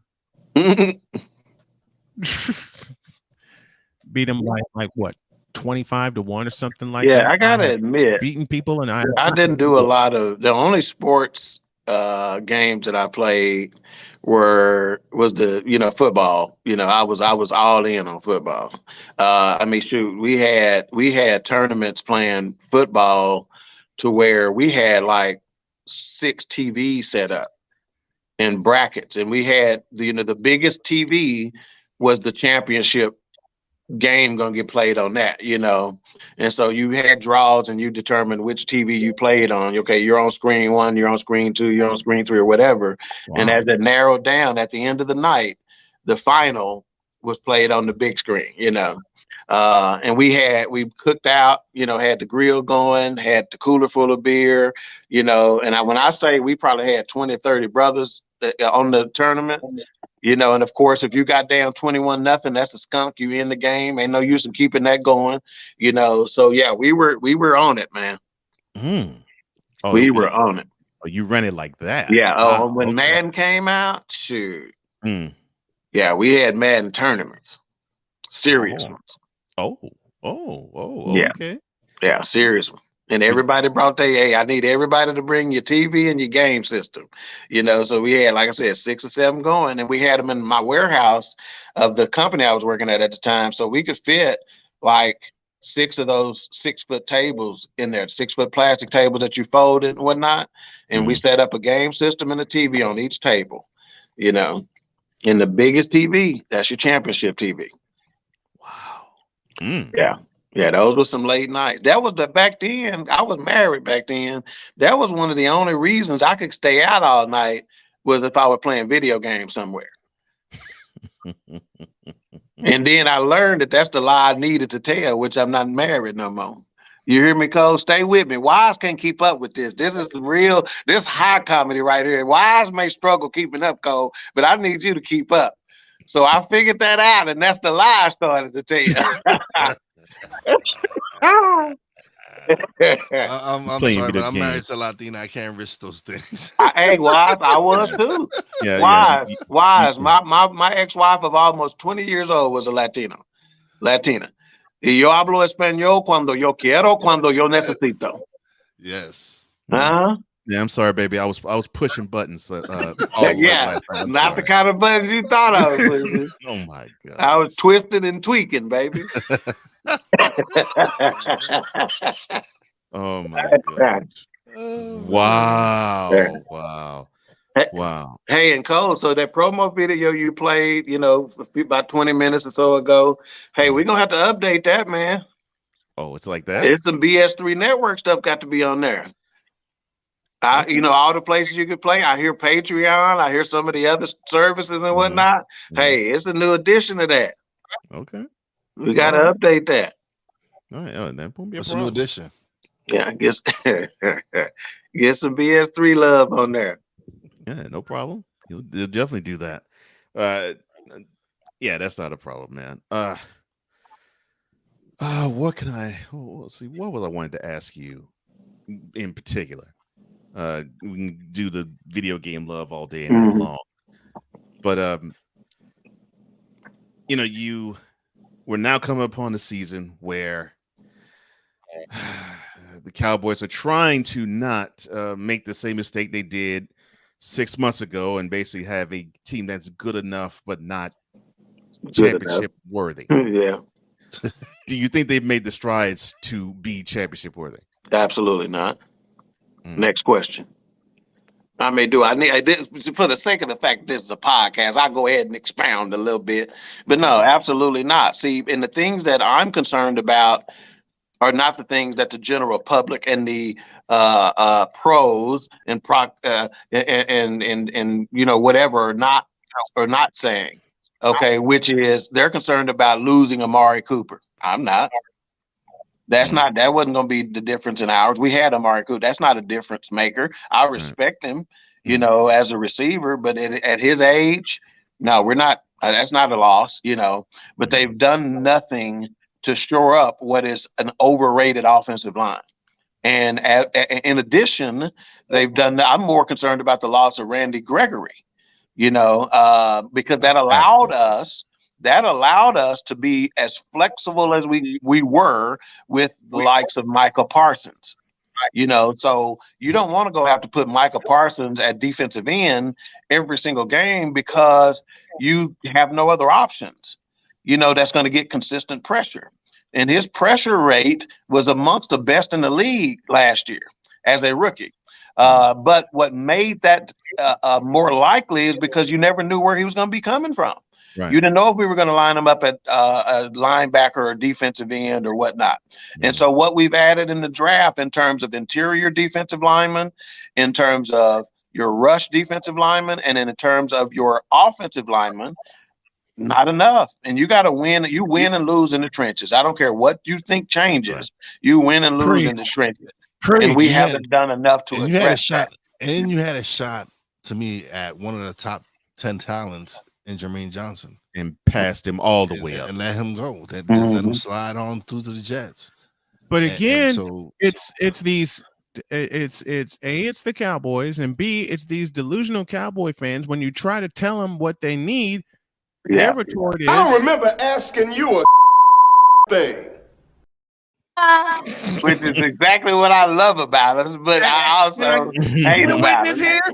Yeah, I love it and I hate it, Even in hate, there are times where I'm that Cowboy fan. I'll play the role I need to play. So sometimes it's much more fun being that guy, right? But for the purposes of this, I need to talk some reality. I need to talk what actually is. Reality, and the fact that reality coming from a Cowboy fan. And the fact of the matter, when is the last team to win a back-to-back division titles in the NFC East? It hadn't happened. It's been a good minute. And I don't see it happening this year. See, it's been a good minute. Yeah. Sometimes King Dog has to be when it comes to the Cowboys. King Dog has to be thinking. I'm getting too old for this. Yeah, I'm too invested now. Fans, we had Ben on earlier. These delusional fans, when you try to speak some reality into what the Cowboys need to get over the hump, their response is, I don't remember asking you a thing. And they modeled Gerald. Listen, because that's how he is. Cole busted that that's clip right. out on me. Cole busted that clip out on me yesterday to my wonderful surprise. Yeah. Yeah, you're right about that, Cole. That's exactly what they do. They because it's an organization, no matter what type of organization we're talking about, they reflect its upper echelon, whether it be the ownership or whether it be the management staff. In this case, it's the ownership and the management staff. So they mimic that going down. See, I'm gonna tell you a little secret about Deshaun Watson that a lot of people don't know. When he was in Houston, Deshaun Watson took his first paycheck and took care of the cafeteria folks. Yes, he did. You understand what I'm saying? And whenever you set a culture like that in your organization, that is what allows you to become a winner. Right. You know, so again, the culture is rotten with the Cowboys. Unfortunately, that's the problem. The culture is rotten. And right now, there's not a strong enough personality as a coach. Mike McCarthy ain't it. There's not a strong enough personality as a coach. And there hasn't been one since Bill Parcells was there. There's not a strong enough personality to actually change the culture. Because the culture is, if I don't like what you're saying, I can go to Jerry Jones' office and say, hey, man, I don't like the way Coach Garrett is talking to me. I don't like the way they're using me in the offense. All right, Dez, let me talk to him. Give me a moment to talk to him, and I'll see what I can get worked out. Or I don't like my contract situation. I'm gonna go talk to Jerry then. And as long as that's there, and you undermine the coach, you cut him off at the knees. Yeah, it's got to be a culture shift. Yeah, what's the need to have a coach if basically your players could bypass? Can somebody? What's the need to have a coach? Can somebody say Brooklyn mess? Right. But what Can the somebody one thing? Say Brooklyn mess. But the one thing I'm glad that you said, Ivan, trenches. And one of the big time issues I have with any Mike McCarthy coach team is that for some reason, maybe for the exception of 2 or 3 games in the season, whenever Gerald gets a little too hot in the ear of one McCarthy and saying you don't run the ball enough, that they will run it. They don't want to run the ball. What is the issue here? Because you said it best, Cole. They're allergic to running the football. Because to me, I think if the Cowboys ran it, they don't have to pound it 45, 50 times in the game. If they did, that's great. No, don't have to. But you can't have games where you are barely getting to 20. Yeah, Dak is not the kind of quarterback that needs to be throwing 50, 55 times a game. That's not that. No, way too much. And I'm going to tell you, when I knew Mike McCarthy wasn't going to be it, I was excited about Mike McCarthy for about 30 minutes. And then they asked this question: who's going to call the plays? Oh, I'm going to go ahead and let Kellen Moore call the play. Whoa. That's supposed to be your specialty, sir. Supposedly. That's supposed to be what you're about. And if that's what you're about, you don't get the keys to somebody else. If me and Snowman was going to go start a radio show together, we would be tussling about who going to have the microphone. Shit. That's my specialty. No, I'm a quarterback this. No, I'm a quarterback this. All right, let's flip a coin, motherfucker. I'm not just going to give it up. See, and McCarthy giving the play calling to Kellen Moore, my only response is this. And I'll say this, sir.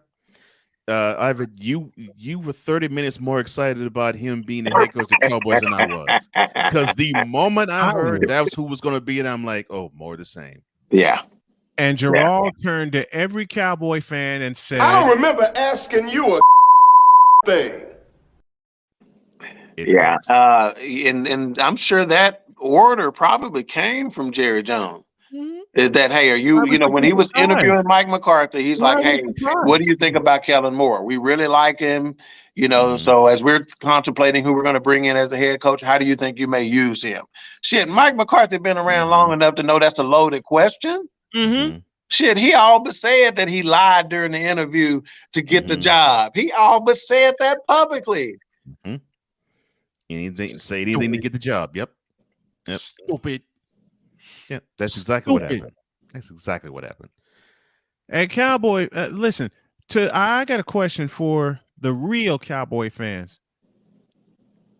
Have y'all ever, since Jimmy Johnson, been happy with the coaching situation? Hell no. To the no, no, no. Hell to the no. Hell to the no. To the no, no, no. Listen. Yeah, the lone exception of Bill Parcells.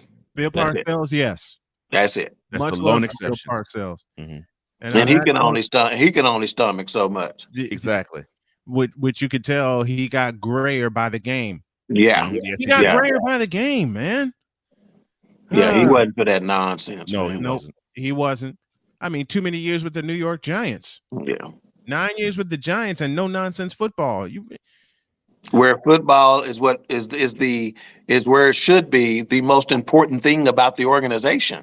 At the end of the day, that's what this is about. You know, now Jerry Jones told us that winning was the name of the game, and yet you've proven time and time again that winning is not what your most important priority is.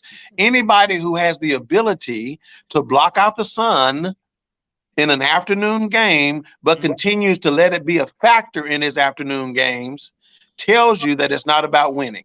And he stated that the stadium was built like it was with the consideration of the shots that we could get on this network television. And that damn scoreboard, which shows you the focus right there. And it's not football. And it's really not football. AT&T Stadium or not. All right, we got to get on out of here. But King Dog joins us every Friday at the bottom of hour 3, talking all kinds of fun and all kinds of sports. Thank you, brother. We love you. My pleasure, man. Appreciate it. We'll see y'all. All right, brother. It ain't about football for the Dallas Cowboys. Nope. And it hasn't been for a while. Hasn't been for a while. By the way, I'll do it again, and I know I'm gonna get yelled at, but I don't care. Some Cowboy fans think I don't remember asking you a thing. And then I think, oh, you were finished. Oh, well, allow me to retort.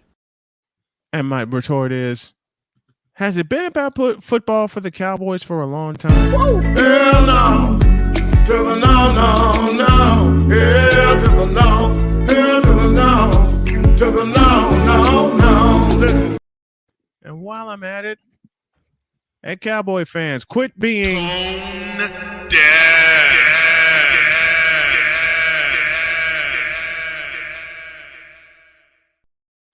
And with the help of Cole, I also ask Cowboy fans to quit being prisoner of the moment. It just won't happen in Dallas. It just won't. No, not with Rawls still alive. I can't find, doggone it. Where is it? Oh, I found it. And we close the week with this. Hey, Cowboy fans, I got this for you.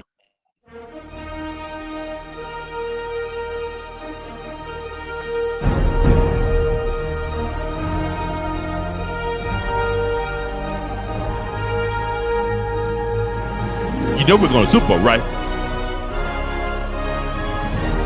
How many rings?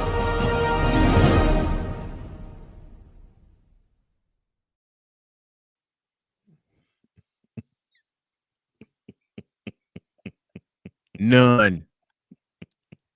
Cowboys going to the Super Bowl? Are you for real? Right.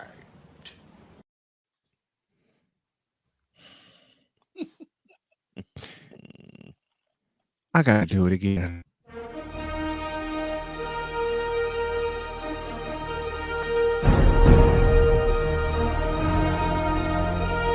This is America's team. Who y'all came to watch? Every Sunday.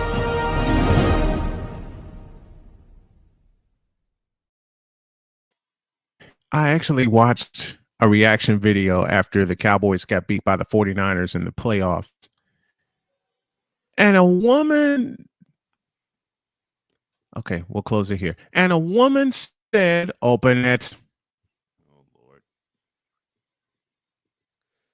All right, here we go. Quote. They can't stop talking about us. We are America's team. Slam it.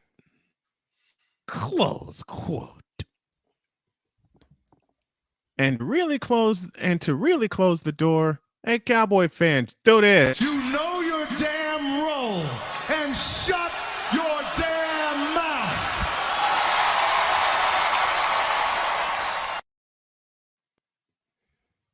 Because the Super Bowl ain't happening anytime soon. For Wise, for Cole, this is Snowman. We're gone till Monday. Have a great weekend. God bless. Remember to make your next move your best move. And fellas, y'all know, if your dreams don't scare you, then they are not big enough. Dream big, do bigger. I'm going back to bed at least for an hour before I have to go get my feet wrapped up. We'll see you Monday. We're out of here.